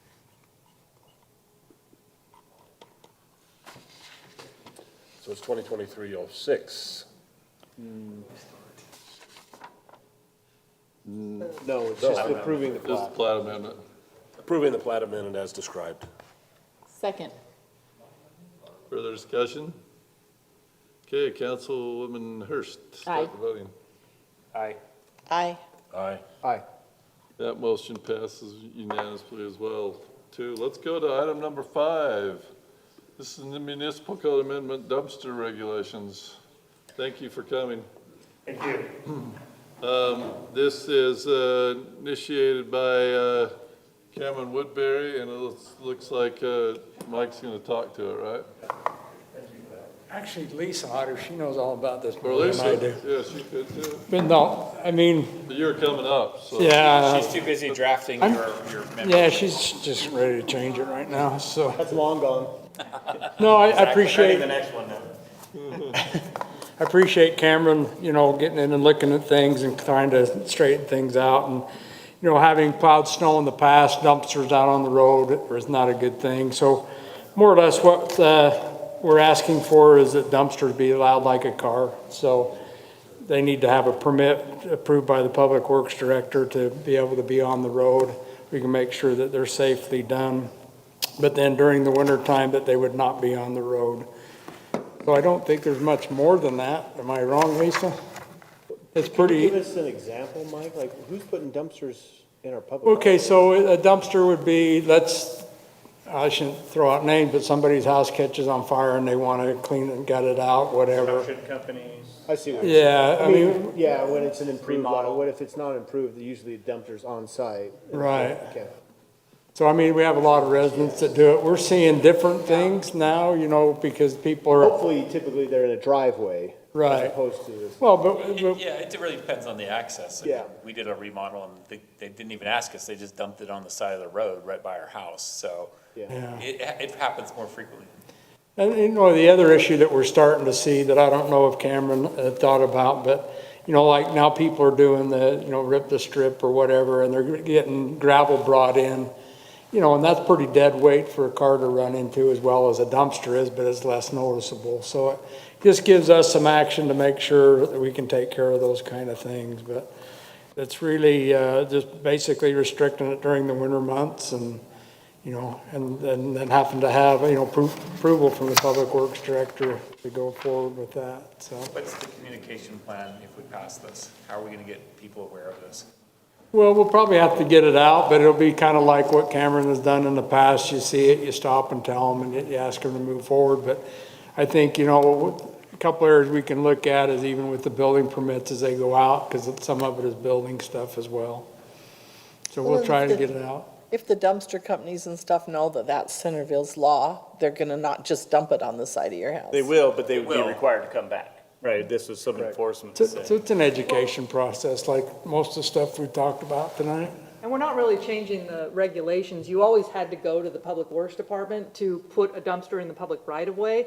But what Cameron brought up was more of a technicality, because this restriction is in our traffic code, and it defines vehicle, which basically has wheels. And so he said, hey, I don't think dumpster is included in our definition of vehicle. And I said, that's a great point. Let's look at that. So that's how we came about. I think most people realize, but he's saying, hey, if we can't put cars during the winter months when we're plowing, they really shouldn't be putting dumpsters. So it was really trying to fix a technicality. Are we allowing dumpsters during the summer, though? Only if the Public Works Director, so we did change the language a little bit, because our ordinance right now says we encourage them to be on private property, when Right. really they need to be on private property unless you can give us a reason why they shouldn't be. Because, yeah, they shouldn't be. And then we also made some references to our stormwater ordinance, also saying, hey, if you're gonna put a dumpster and it's approved, you need to put the plugs in it and make sure that it's, just- So is there I'm more thinking about summer actually than I am winter on this one, because I agree with the winter, but during the summer months, do we have, or at least the non-winter time frame, is there a restriction on the total time period? Or are we just saying, we're not gonna get involved in that, because some projects may take that long? And they do, they take a period of time, but what it does allow us to have time if they file for a permit, which, I've been doing, 2 years now, and I haven't signed one yet. So, but it does give us a chance to start the wheels moving, but And if it does go too long, I guess they have to move to the winter. yeah, and then we would ask them to move it on private property, but, the other thing is to make sure that it's, got conage, make sure that it's safe, some of Yeah, I those think things. I'd be, in the summer months, I'd be against the time frame, because arguably a dumpster that's parked in the same area that somebody would put a fifth wheel in the summer isn't taking up any more space. And they're equally obnoxious when you're trying to round a corner and there's no more room left on the street. So I don't think the dumpster is any more hazardous than, say, somebody's parked a trailer on the You're street. required to move the motor home. Correct, I was gonna yeah, say. there's a 48-hour. 48 hours. You can't needs to be park the removed. Yeah, motorhome. and then they drag it Cousin 14 Eddie. feet down the street, they You move. move the dumpster 14 feet, they're good. Yeah, okay, well, that's what I'm saying. As long as we're equal in our enforcement. Well, the permit is listed as a temporary occupancy, and they have to submit a plan with that, and so that will be something that the Public Works Director will have to specify a time period, and it should be very limited. Knowing that we have a 48-hour and you need to move it. I am concerned about the communication on this one, because driving around Centerville in the summer, that, I see them all over, so. I just don't want to make it an enforcement issue where you're coming out on the wrong side of the residents who don't know about this. We're not changing that. You already have to go to Public Works and get a permit. We're not changing that tonight. But people who rent those roll-off dumpsters, they have no idea that that's a restriction. Really, until we just started talking about this was not something I even considered. And I consider myself pretty up on city code. So what's the average person gonna know? And I understand, what you're saying, I mean, it makes sense. But for me, this is kind of an education thing. I mean, we don't want to go out and hassle our residents all the time, but it gives Cameron the right to go up there, or myself, or whoever, to say, hey, you know what, this is not right, you need to take care of it. Only would we ever get it removed or whatever is after they've been notified for a series of time. And, you're right, we did need to get it out that this is a new policy ordinance, I guess is what it would be. Yeah, I don't think it's changing the rules, because it says you're encouraged to put them on private property, but it still said, if you're going to put it in the public right-of-way, you need a permit, and we're not changing that. So if you want to put it in the public right-of-way, yesterday you had to get a permit, and tomorrow you'll have to get a permit. But the education would be helpful, because I think that, as you say, not everybody knows that. Well, and I think it goes along with your snow plowing, when you're coming into the wintertime, you want to notify people of these kind of things, put the snow to the downstream side of your driveway so you don't have it, pushed back into your driveway. It's an education thing. There's numerous things we could do with education, and, hopefully at one point in time, I'll get to that point where we're doing a lot more of that than what we are. It's just, Well, I would I'm not hope there that yet. the companies that bring them would know, or at one point in time, if the city says, you gotta come and move this because you've left it there, then the next person from Centerville that calls and says, well, you dumped one in my front yard, they're gonna say, Centerville won't let us dump it in the street, you've gotta dump it in your driveway. I hope so, but you know, when we did our flip the strip, the guy came and he dumped all the rock right there, you know, in the public right of way. And I was like, kids, get out here. We have like an hour to get this out of here. And it wasn't even a matter of discussion. He's just like, oh, okay, I'm at the right address. Here we go. And so I'm not saying rely on the contractor or the person dropping that dumpster to care one whit about what the city needs, unless we have enforcement action against them. Well, and really, when you call and order it, you should be telling them where you want them to dump it. You know, if they dump it in the wrong spot, then, yeah, now I want it put into my park strip evenly in my home. I tried that, Pull that but out. he didn't go for that.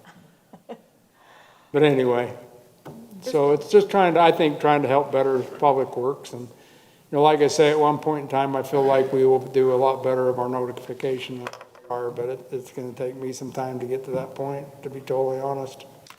Does it make sense to have some kind of a document that we send to people with the water bills twice a year that summarizes all street parking, for lack of a better term, restrictions that apply to us? I think, you know, I mean, you say letting people know. yeah, and but what it you're makes going at sense. is probably, because we kind of thematically handle that with winter. We're really good about, hey, by the way, get your cars off the street because of the need to snowplow. I think it's the same thing. There are going to be trends that happen in the spring, and hey, if you're going to participate in a rip the strip or other activities where you've got a dumpster, here's the regulations related to that. I think it's an easy communication. We could certainly stuff that in with a utility bill or in the newsletter in the season that it applies, because I'm with Spencer. I don't see a ton of dumpsters necessarily in the winter. That's not the time I'd be worried about it. I don't remember seeing a dumpster no, I do remember one time when it was in the street and not in a driveway. So I correct myself. I can think, over the years plowing, I can think of many, but. I can Yeah. think of a lot actually too. You know, but there again, you just go around it, just like you do a car, you know. And if it becomes a nuisance, that's when we usually reach out to the police and say, hey, help us out here. I mean, we're not trying to create a hardship on our citizens at all at any time. It's usually a verbal warning, can you help us out? And most people respond and it works out awesome. We got good residents. Mayor, this is not scheduled for a public hearing, is that correct? That's correct. I just had one more change I'd like to highlight, which is changing the name of this from, I'm glad the chief is here, from all-night parking to winter parking. And it's sort of a personal request, because whenever I'm looking for this, I search winter parking, because that's what we refer to it as, our winter parking ordinance, but it's really like an all-night parking, which is more what I think general. So anyway, in looking at what some other cities were doing, a lot of them call it the winter parking. So You want it to be winter parking? I'm just highlighting that we are changing it from all-night parking to winter parking, which I think more accurately references our December to March restricted period. For everyone, not just you. Like, I'm sure everyone is gonna, yeah, that's a good idea. Everybody thinks like Lisa, I Yeah. agree. If I can't find it. No, we don't then, think nearly you know. as smartly I as was she gonna does, say, but I in this wish- case. We tried. I wished I thought more like Lisa. Lisa, what you're saying is you've already incorporated, I'm seeing you've already incorporated. Yes, I'm proposing that. I just want to make sure. So when you're looking for all-night parking, it's not there anymore. Nobody's gonna look It's for winter that, parking. because you're right, it's winter. But then you confused me, Lisa, when you put authorization for all-night parking during winter parking restrictions. But it's not capitalized. Okay. It's not a defined term, Mayor, He's on my team. Wants to know. but it is capitalized in the header, so. Awesome. That's good. That's my comment. But it's still all-night Harder than all of us. Spent 10 minutes on that. That's why she had a quick answer. Mayor, may I make a motion? I make a motion to approve ordinance number 2023-07, amending various sections of the Centerville Municipal Code regarding dumpsters and equipment in the public right-of-way. Second. Motion and a second. Any further discussion? Council, where are we? Councilman McEwen will start. Aye. Aye. Aye. Aye. Aye. That motion passes unanimously. Thank you. Thank you, Mike. All right, item number 6, we got an interlocal agreement. Davis County Election Service 2023 municipal election. Lisa, do you want to talk to it, or? Yes, you have before you the proposed interlocal agreement with Davis County to run our elections for this upcoming municipal election. We did talk about this briefly in our budget work session. Staff is recommending that we go with Davis County. We have a very good working relationship with them. They do provide services and keep us in touch. We also like doing what our neighbors are doing. So we're recommending that we enter into this agreement. I did want to report back on, we talked a little bit about ranked choice voting or alternative voting. Utah allows for alternative voting, that's what it's called. Approval voting. And it's a pilot program. Anyway, it's under the alternative voting pilot program. And they also talk about, the various, anyway, that's the option, but Davis County does not offer that option. And so we're still recommending we go with them. And then the other point I wanted to make is if you do want to go with the alternative voting, you need to adopt a resolution by April 28th. And I won't be here at the next meeting, which is when you would need to adopt that resolution to do alternative voting for this election year. So the recommendation is if you're interested in that sort of thing, let's start in September or October. Which I know is what we said last time, but. For the next calendar, for the next election cycle is what Oh, you're yeah, saying? sorry, in 20. Yeah. Anyway, yes, before the 2024. And Davis County doesn't offer that. We'd have to use another. They do not, they don't offer it right now. I know they said they were going to continue to monitor it. But again, it's only a pilot program through January 2026, or at some point in 2026. So even the who's state offering? is sort of looking at it. If Davis County's not, who is offering the pilot program? Well, so I know Salt Lake City did it. Yeah. I think Sandy, Utah County was administering for a bunch, yeah. County to a few cities. I think there were 17 municipalities that have signed up for it. And you also have to adopt that resolution each election that you want to continue to pursue it. So we do hope, and my recommendation would be to continue to encourage Davis County to look into that, but I know they are, so, but maybe get a report from them. Well, after 3 election cycles, I'm going to give up because, you know, the technical sophistication of Davis County's had 3 election cycles to catch up. They haven't done it yet, so I yield to the greater wisdom of those who don't want to do it. I still think it's great and the option should be available, but if our county isn't going to support it, that kind of locks us in. Yeah, I don't know where Brian McKenzie sits on it. I noticed Curtis says it didn't catch on the idea when I talked with him a couple of times. He was gonna get to me more on, is it approval, is that what you said? Yeah, so the other one that didn't pass the legislature was the approval voting, which it's like an MVP race. It's how you calculate that. It's a little bit different, like ranked choice, but not the same, doesn't have the same, I don't know, from what I understand, kind of the same back-end support required to make it happen. It was a little bit easier. And it's up to, that's Brian's division now, as you guys probably know, they split the county clerk from the county auditor. So Curtis is the county auditor, and Brian's the county clerk now, whereas it was clerk auditor before. Interestingly, there were 3 bills on this section of the code. The first one was to completely repeal alternative voting options. The second one was to only allow it for the primary, but not the general. And then the third one was to allow for, you know, some other alternatives. So I thought that was interesting. So a lot of people are looking at this, and some people like it, some people don't. But none of those bills passed.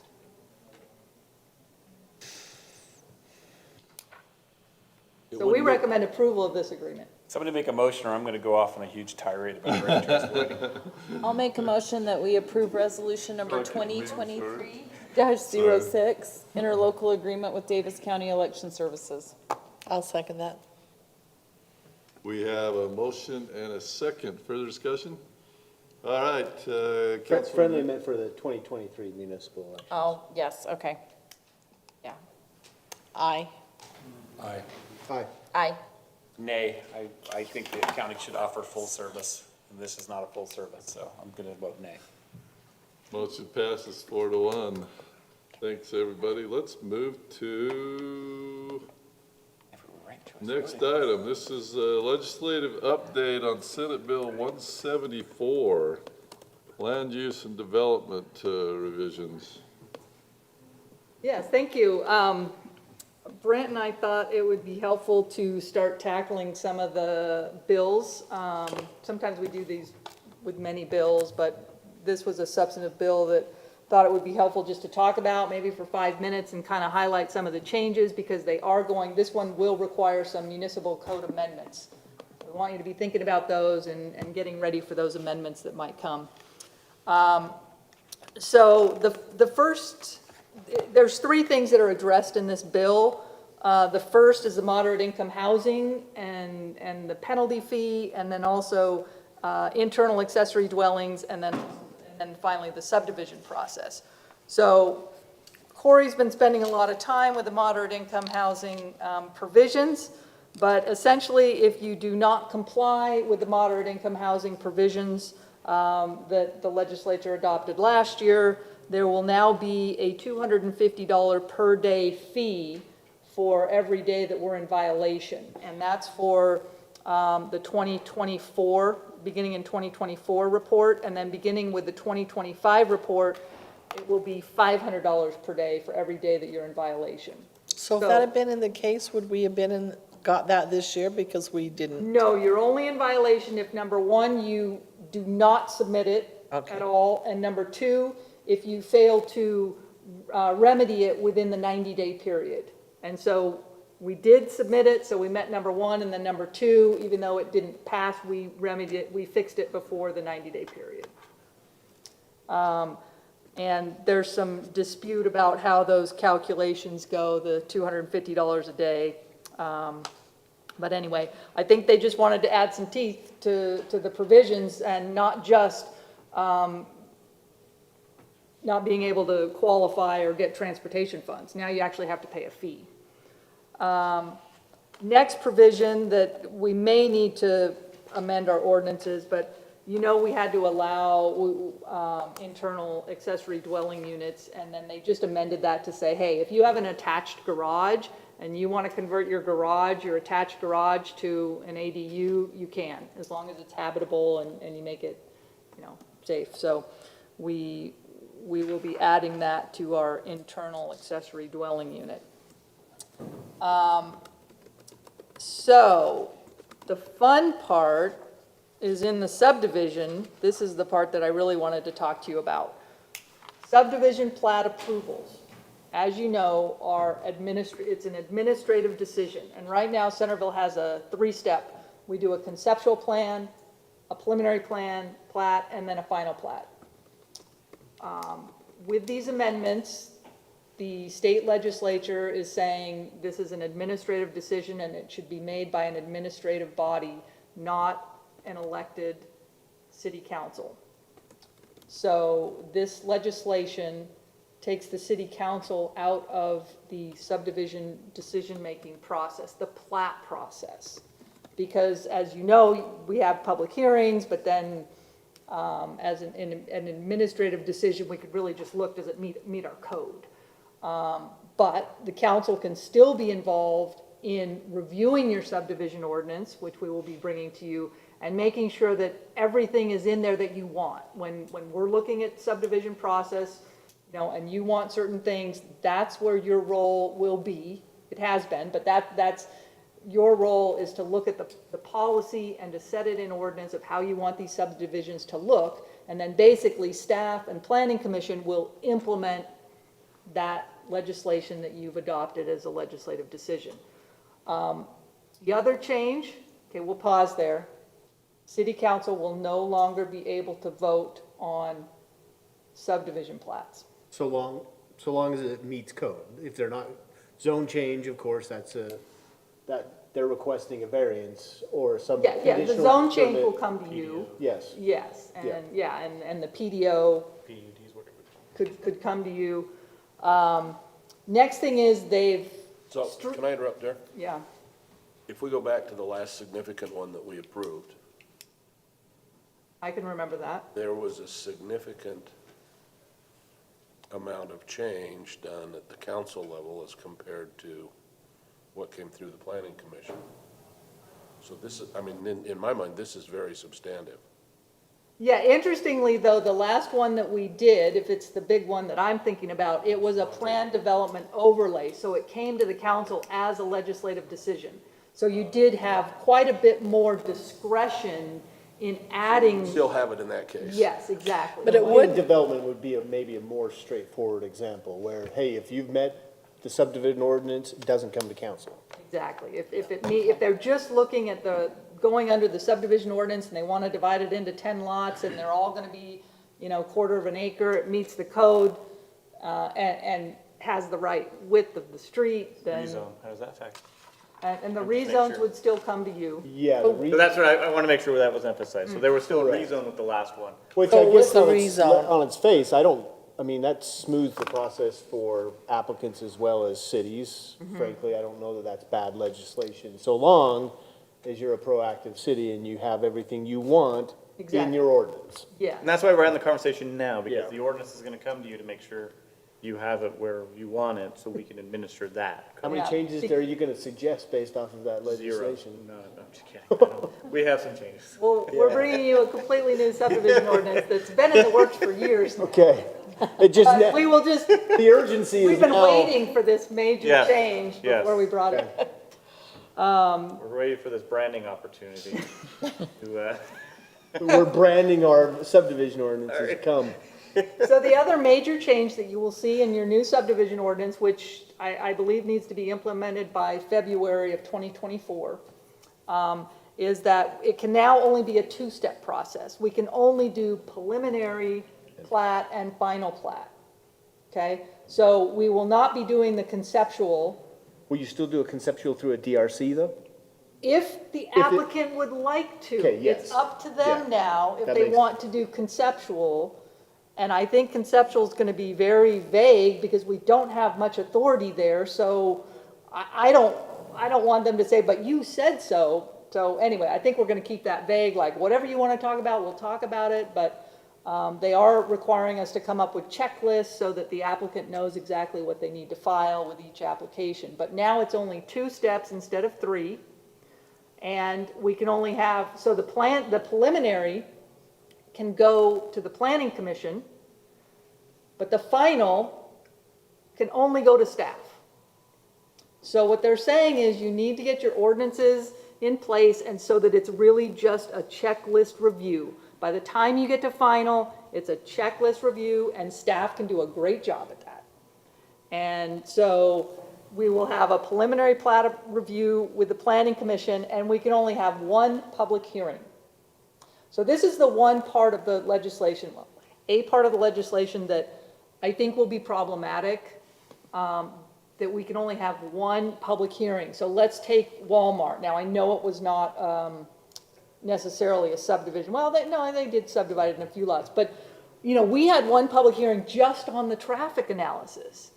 And then we had a public hearing on, I don't know, some other, so anyway, I just think that we really are going to have to place a greater burden on the applicant to provide everything we can think of that we would want at preliminary so that the public knows what this project's going to be and they can comment on it. Because if in that meeting the planning commission says we're going to table this and we're going to get a traffic study, we cannot have another public hearing on the traffic study. That's the question I was gonna ask. If you table it, it's done. It says 1 public hearing for the whole process. Sorry, I George. just, keep the public hearing open for a I was gonna month. say continuance on the public hearing.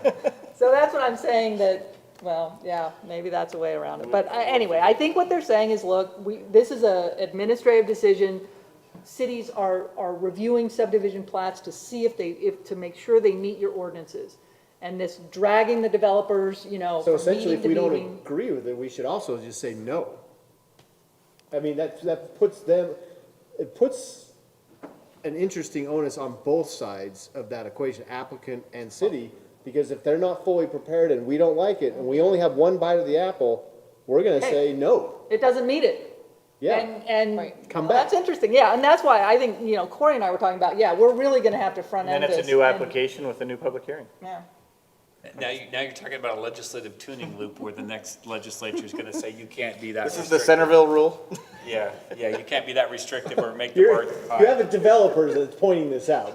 You do. So, I mean, but I'm also looking at it from both sides of this. I mean, if we don't feel comfortable as a city legislative body, and we have, and the state is mandating now by statute that we can only have one public hearing, that puts us in a position that if not everything is completely right, we're just gonna say no. Which I don't like to be in that position. You'd rather give them some flexibility, but the state seems like they've taken that away from us. So, but the other thing they add in, like I said, that we have to come up with checklists. So I think we are going to be a lot more diligent, and if it doesn't meet, if it's not a completed application, we send it back. Whereas right now, we work with them, but I think we're just gonna have to be stricter about saying, yeah, this isn't ready, and, you take it, and we're gonna wait till it's complete. So what does that do from a fee schedule perspective? How many reviews are we gonna allow somebody? So if you have a developer who's new to the field and they've got 2 of the documents of the 12, and do they get to come back to you 10 more times? Oh, it's interesting, because in the state law now it says 4. There's four review processes.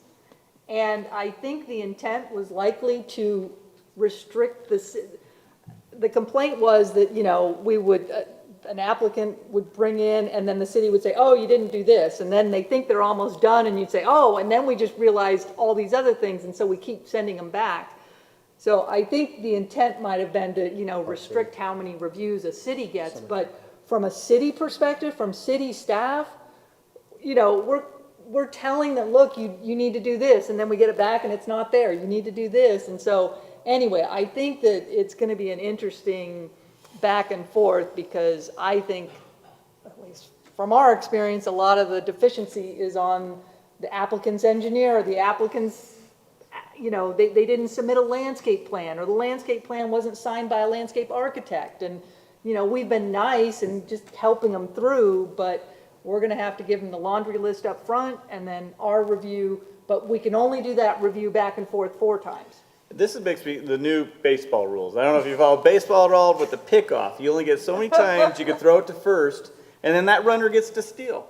Right, so that's where I kind of feel like this is going, is that they're gonna play it, make you throw to the pickoff first base, and then, anyway, sorry. Which I think is fine for You might appreciate that one, Corey. For our staff, we don't play people, I guess, for lack of a better word. No. I But we do know of feel like other we might get played. jurisdictions that do play that game, and so I understand why that rule came into play. It just, yeah. Well, yeah, I just don't wanna see it happen the other way, where they string out their reviews and then they get to move on because they've deliberately been poor in their execution of the application. And so, I mean, if our return of one review is saying we need X, Y, and Z, and they don't return X, Y, and Z, I don't reconsider that a new review. I say it's an incomplete. That's an incomplete application. And, That's yeah, exactly and the right. league was able to get some language in the negotiation at the end that, hey, wait a minute, because Yeah. we know a lot of times they didn't respond to our last edits. And so Correct. if they don't respond to all those edits, then yeah, it doesn't count as one of our 4, is my understanding of it. But, Which is a good reason to have the checklist, because then you just simply say, you didn't respond to the checklist. yeah. So, anyway, I think these need to be adopted by February of next year, so we will be working diligently with the Planning Commission on our subdivision rewrite. But we have some clear direction. It's gonna streamline it. I do think there are some benefits to this. And we're gonna have better checklists and less meetings. So it's gonna be more efficient on both sides, and I think that can be a benefit. So, I don't know if Corey has any other comments, but that's our little legislative update on a major bill from this year, SB 174. Thank you. Thank you, Lisa. Well, that's why I was saying I'm done. All right. Okay, next item is our summary action calendar. There are 7 items on the summary action calendar. We have not, we vote on all 7, but of those 7 items, is there any questions that anybody has on any of those, or are you ready to make a motion on the summary action calendar? Maybe We just can do them all at the same time, Yeah, can't we? just a quick, Kevin, how are we, like, on these bid awards, how are we doing on, are more people coming out to bid lately? I've heard that, and It looked a little better, I thought, this time. I'm just, beyond these, how are you feeling about the bid market? Yes, a little bit better. We had a tricky project, the miscellaneous laterals, that we didn't get very many bids on. It was kind of a complicated and a project where they had to jump around from site to site. But this last go around, we did a little bit better. I think we had 4 or 5 bids. So, yep, and they were under the engineer's estimate, which hasn't happened for a while, so that was great. Yeah. Yep. Okay, thank you. Okay. Do you want me to try and make a motion? You bet. I'll make a motion that we approve bond reduction number 2, an end of warranty for 1167 North Main Street in the amount of $4,506. Bond reduction number 4, an end of warranty for Legacy Land subdivision in the amount of $18,095. The bid award for Linda Loma Drive and Wilmar Place, culinary water line and storm drain to CAP Construction in the amount of $369,699. That we award the bid for Deerfield Drive and 200 East, a culinary water line and storm drain to CAP Construction in the amount of $332,258.50.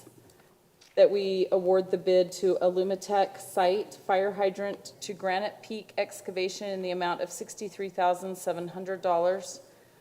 That we award the bid for Canyon Point Water Line to CAP Construction in the amount of $165,169. And that we award the bid for Canyon Point Water Line parts to Core and Main for $42,911.23. Long, do I have a second to that? Second. Motion and second. Further discussion? Let's vote. Councilman Ince. Aye. Aye. Aye. Aye. Aye. Thank you. That motion passed unanimously. Next thing is approving minutes. We have minutes of the March 7th work session, the March 7th City Council, the March 21st Special City Council, and the March 23rd Special City Council. Any changes in those minutes as you looked at them? Motion for approval of minutes then. So moved. Second. So motion is second. All in favor, aye? Aye. Opposed? Okay, next item we have is the financial report. This is the financial report for February. As you know, Nate only reports every quarter, but Nate, well, how many times did we miss your presentation? 3? Come make it now.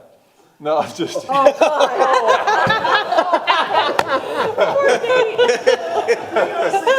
Lisa's face. I had that recorded. I do. I'm gonna go back and replay that one on YouTube. But you weren't 9:24. I saw him too. But you weren't watching Nate's face down there. It kind of matched his shirt. That was good. All right. February's not the end of a quarter unless your fiscal year starts December 1. So we will, unless you have any specific questions for Dave on the February financials, it is there for your information. All right, and thanks for putting that together, Dave. All right, council report. It's Councilmember Bill Ince's turn this council meeting.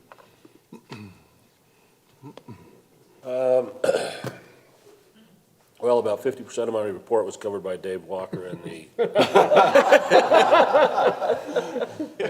probably even 75%. So we have been preparing for and looking at things that need to be done to preclude flooding. The one comment that Dave made that anytime you say we're okay, we don't have to worry about it, I get very nervous. But there seems to be a unanimous opinion that the things that have been done over the last 40 years really preclude serious flooding problems. Now, there are still some things like trees that have fallen into streams that could be washed down and create plugging in culverts that could cause problems. We are taking steps to look at those. But we now have 8 culverts of a significantly larger size than we used to have when we had 6. We have basically 5 catch basins that in 1983 did not exist. So the feeling is that as long as we are careful and watch to make sure that everything is working, we should not have a problem. Second item that's going on for the Centerville Community Corps is the Great Utah Shakeout is April 20th. This is about the 10th or 12th year that the state has done it. They made a very, very heavy push back in about 2014, 2015, and got about 1.4 million people signed up as participating. It's never been that high since, but the numbers are generally pushing 1 million people. We are pushing it through the community core to all of the districts in the city. We are encouraging people to, whether they do it on the day of the 20th or some during the time during the month of April, it doesn't really matter. But sign up, participate, do an inventory of your own home and your own property, and assess what you should be doing to protect yourself. And that can be anything from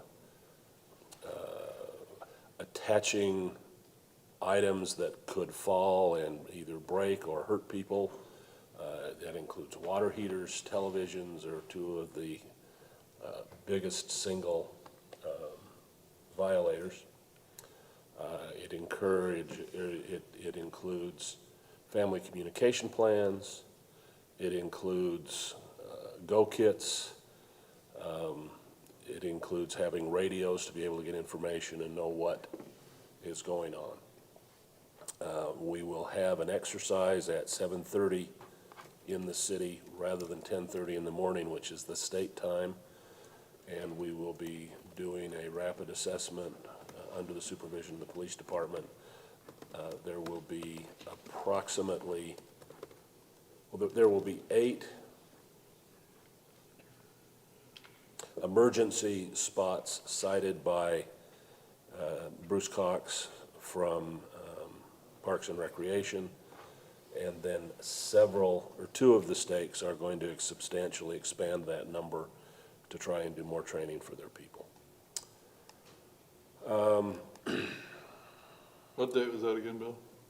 20th. 20th. And I guess the other thing I should mention is the city offices are planning to participate at the state designated time, which is 10:30 in the morning. Reported last month that we had to cancel our last CERT class. We are meeting with each area coordinator, which basically is Bishop, in the city, to make sure that they select one person and assign one person to attend the CERT class starting on September 7, I believe. Pardon? 5th. Thank you, 5th. And the last item is, or last thing that I have to report about is the tree board. And I have unfortunately missed the last 2 meetings and I'm not real current on them, so I'll have to get that in my next report. So unless anyone has questions, that's all I have tonight. I don't know if it's a question for you or Brad can answer, but utility bill insert talked about flood zones and flood insurance and that sort of thing. Did it just recommend to get flood insurance? I haven't seen it. So, but I got a couple calls about it. What did it say in the utility bill? I don't, you sent out something in the utility bill about flood insurance? Maybe it was in a city newsletter. Is this Centerville, Ohio you're getting calls for? That does happen. Okay, well, that makes me feel a little bit better then, because. There was something on one of the Centerville Facebook pages, Is that where it was? and it had Were the, they warning people they need 30 and it days had for the activation? FEMA maps on it. Yeah, we didn't say. Unfortunately, if they haven't already got it, it's probably too late to get it. And that was stated on there that it took 3 months. You had to have had it 3 months before you flooded. No, it's only 30 days. It's 30 days, but the underwriting at this point in time is taking 30 to 60 to 90 days. All right, that makes me feel a little better that we didn't put that in utility bill, that type of thing, so. That's how it was portrayed to me, and so I was looking for it. That was just yesterday, so I wanted to ask you guys about. Thanks, Bill. Any other further questions for Bill? Not for Councilman Bill. I don't know if you want to bring it up in manager's report. I haven't heard back on any feedback on your visit with Tiff Miller, the executive director. Do you want to do it then or now? Or? I'll do it right now since you're asking the question. It's part of my report. So we met, and really it was just trying to communicate a little bit more, trying to figure out how to communicate with the city. What do we need? Two major things I asked for is, one, I would like to see more stats of participation from our residents, whether it's the memberships, the use of the facility, but also the programs. I'd like to see where we stack up compared to the other cities. So he's provided some preliminary data. It doesn't really answer all my questions. It's more so just the membership. I think Centerville was like 14%, I think is what the number was, of their total usage, but I'll have to pull it up again. And then second, I really said, look, we need you to communicate more with Centerville City residents specifically. Our residents may not be going to your facility, but I need you to bring your facility, essentially your communication, to us and make it more specific and have information. I shared with them the weekly update that if you want to provide some information, again, bring that connection. You reach out to us instead of you waiting for us to come to you. And he liked both those ideas and has already sent me some data. I'm going to ask for a little bit more data. We're going to figure out what that sweet spot is. And I'll make sure you as a council get that data once we figure out where that's going. But good conversation. And again, I just wanted him to, if he's creating information for the entire district, great. But if you create some information specific to Centerville, it'll go a long way with our residents to feel like it's being personalized for them. So, good conversation. Thanks. And we'll meet again, I think monthly is our plan, Oh, good. at least quarterly. Any council member have anything pressing that we need to know from what your committees are doing? Thanks. All right, mayor report. Okay, let's talk about Easter egg hunt, Saturday, right, Bryce? Okay, so it's citywide Easter egg hunt, kicking it off at what time? 9 a.m. At the big park. At East side of Community Park. East side of Community Park, so. Snow or shine. Wait a minute, which park? Community Park. East side. Bryce says rain, snow, or hail, the bunny will be there. That's his saying. So if it's snowing, are we just going to use white eggs to make it challenging? I want to say we have 15,000 eggs. Is that how many? The youth council, appreciate the youth council for their help and Saturday looks nice. Yeah. might be a muddy, but it'll be nice. They won't care. So let all your little kids The ones I and follow, big good. kids, no, not too many big kids, especially parents, we don't want too many. You go up to 14. Okay, up to 14. And thanks for doing that. Is that the first year we've moved it? Did there last year. Yeah, it was there, I went to, stopped in last year, was there, yeah. So, okay, and then I would if any of you want to, a week from tomorrow, I have a COG meeting, and we're gonna be discussing the homeless bill and the animal control, okay? So if anybody of you have any input for me, please call at the email, or anything else, any thoughts on any of those, okay? Because we're going to be discussing what the legislature passed regarding the homeless bill and then the animal control. What time is your COG meeting, Mayor? It's at 5 o'clock. Wednesday, Wednesday, April 12th. And just to reiterate from budget meetings, the animal control is taken out of our budget. They're a separate taxing entity district now, correct? Correct. So they won't be presenting to us anymore like they were in the past? No, I still think it's important to have that relationship with them, and Ashley has So they will agreed come? to still come and Okay. do presentations. They'll still provide us monthly stats, but yeah, I still want to have that relationship with them, so they'll present. And then, next thing, and, maybe Brent and I will discuss this together, I'll lead into his manager report. Is there other questions for me? We need to talk about some scheduling things. Are you gonna discuss that? Yeah, if it's possible, April 25th is our off Tuesday, our fourth Tuesday of the month. If we can schedule a budget work session to discuss the 38 items that we have left over from our, I'm just kidding, it's not that many. -1 because I addressed alternative voting tonight. And there was a couple more that came off. So, but it would be nice if we just had an off week where we could just focus on these off items to sit down and have a conversation with you and not try to cram in a work session. We do have a number of items that we don't want to delay work session. UDOT, we're inviting them to come back in May to give an update on the progress of the I-15. So anyway, so April 25th, if it's possible. It'd be great if we can have a dedicated night to just some of these leftover, holdover budget. 5:30 start time? I may be out of town. Can you have Zoom available? We can. So I'll have Jennifer send out, just, you don't have to decide tonight, right now, but we'll send out a It's up in the air. calendar and see if we can make that work. I may have a slight conflict, but I just have to slip out for 45 minutes and be back. Okay. Which is fine. And I may be able to move that, so. Great. Along those lines of scheduling, is there gonna be a quorum here 2 weeks from tonight? With the league meetings being Wednesday through Friday? I will not be here, but I can easily Zoom. You'll zoom in? I won't be here. I won't be here, but we'll plan to Zoom. I'll be Zooming as well.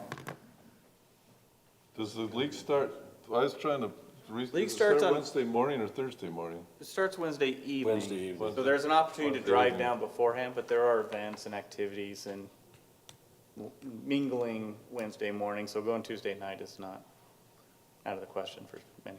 It's up to you. But we have Councilman McEwen and Councilman Ince. You guys,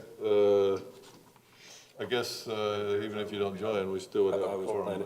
I will do I'll be joining, I'll just be on Zoom. Okay, all right. I just wanted to make sure that we were gonna have, We'll plan on conducting business, and we'll Please. give you an update depending on the items that are there, and you can determine if you want to hold it or not. okay, But we'll just plan on it. all right, sounds good. All right, city manager, Moore? Yes, Mr. Mayor, you took care of a couple of those items, so, budget work session. Bryce and I were discussing the possibility of baseball being delayed a week. We saw that Kaysville push theirs back to April 25th, and, you know, my nephew plays baseball for a high school team, and they've been shoveling the snow off the fields to play, and, we don't want to damage our fields ultimately, so we're looking at possibly, Bryce hasn't decided yet, but just give you an FYI, heads up. We don't know Is that a where the- delay with an Bags offset are in to the lobby. So we're just offsetting the season this week, we're not cutting it short. Not as right now. So it might be premature what I'm sharing, but I just want to give you a heads up that those discussions are happening right now. I think that's good. My son's been playing lacrosse in the snow and it's miserable. Is he? No spectators want to be there. And the kids don't want to play either. Do want to discuss this in the work session, but for this meeting, I do want to again highlight the flood control webpage on the city website for resources, emergency management resource. So it's on the front page. but the other way to get there is clicking on departments. There's flood control underneath Public Works, and we'll be adding resources probably daily to that once we identify some that are worthwhile or are necessary for us. So just want to highlight again, if residents have any questions on what they can do, to prepare their own property, which again, that's more than likely going to be the biggest concern, is that localized flooding, and less so. To Councilmember Rent's point, we're confident in the infrastructure, we're not saying we're completely oblivious and think we're okay. There's kind of two schools here. What I've noticed being on the outside is Public Works is definitely confident in our infrastructure, but of course it's not perfect. But then you have the emergency management side, which is kind of the feel or the panic of the residents. And so really what we're trying to do is just bring those two together, but recognizing and having confidence in our infrastructure, but recognizing the need and desire to know more of what they can do to protect themselves. So that's really what we're trying to do. So I just want to point that out to residents, and I appreciate Dave and Mike and Chief and the team for being able to get together and collaborate. I think we have a great thing going. I had somebody tell me, just like Gina, that 2 of their neighbors were pumping water with sump pumps that haven't used them in years and years, and they've both got sump pumps going almost full-time right now. You have a number of people doing that for sure. Again, it's that localized flooding, and residents will be concerned or frustrated. They might think it's our infrastructure, but that's what we'll try and help people understand, where it's our infrastructure and where it might be local. No, I didn't. One thing how are we monitoring land drain systems that are at least not private, public land drain systems? How, do we have We manholes? put an employee down in the. Yeah, I know. Do we have manhole checks for land They drains? lose the thing. So we have a couple. You gotta come up to the mic or we're not gonna have to respond. Sorry, we got back on flood. No, I think it's important. Again, I think we had a good discussion in work session with some items I want in the regular meeting. So as far as addressing the land drains, we do have a couple areas that we can gauge it, but a lot of that comes with just visual inspection, somewhere that connects to storm drain system. So the big tank that we have down at Community Park, how full or not full is that at the moment? Right now, it's probably empty because they dump it and they clean it for the end of season, but they'll let it charge up here anytime now when they're ready to irrigate for the community park. But that quantity that goes into there, it'll store that amount, but we still see overflow that continually happens from the subdrain system even while we're using that tank system. So that tank doesn't by itself make a significant dent in water table? Isn't it only like 55,000 gallons total capacity? No, it's 500,000, isn't it? It's not 500,000. I can't remember the capacity. Do you remember estimate? We're talking about the vault at the community park, right? Yeah, it's in the more like the 20-ish thousand range. Is that because there was some discussion that we don't always fill it up because we didn't want to settle it and we don't leave it too low because we don't want it to float, right? So we're never at full capacity. We fill it to capacity. So we are filling it. We do. Exactly. I was told that in the past, that we never filled it fully because we were worried about settling the vault or causing it to float if it was underfilled. Not that I'm aware of. We've had it at capacity and it has an overflow system. So it feeds in, uses its overflow system and heads out to the lake. And that's 30,000 gallons? It's around about the 20-ish. We could get a total number for you. But as far as impacting the subdrain system and taking on a lot of water, it would alleviate it for a few minutes and then we're full. Then we'd just function like we normally are. So since you've recalibrated the size, is the fill rate still 300 gallons per minute during Right the now, I summer? bet we're well above that, but So there you go, Bill. An hour. yeah, so it'll fill up pretty quick, so. Okay. And last item I have is Mark texted me some plow stats that I think were really interesting. 9,000 miles of snow has been plowed so far this year. 2,900 tons of salt used and 940 total labor hours so far. So, And number isn't of that crazy? accidents or other claims against Public Works or anything? They're hiding it from me. I haven't heard any. I was just curious, because that's a lot of miles, and if we're zero accidents, usually have that's fantastic. mailboxes. So just out of curiosity, do you know how that compares to last year? I don't have last year's stats. Neither does Mike or Dave. Might be able to get them. I'm just curious. Sure. And those are miles in the mailboxes. And that's all I have, Mr. Mayor. No further questions from me. Thank you, Brett, appreciate that. So I will look for a motion to go to a closed session, not to return to city council. Motion to go into closed session to discuss real estate And one other matter. Attorney-client and privilege. attorney-client privilege information with no intention of returning to city council. Second. All in favor, aye? Aye. Council's closed. Are we gonna go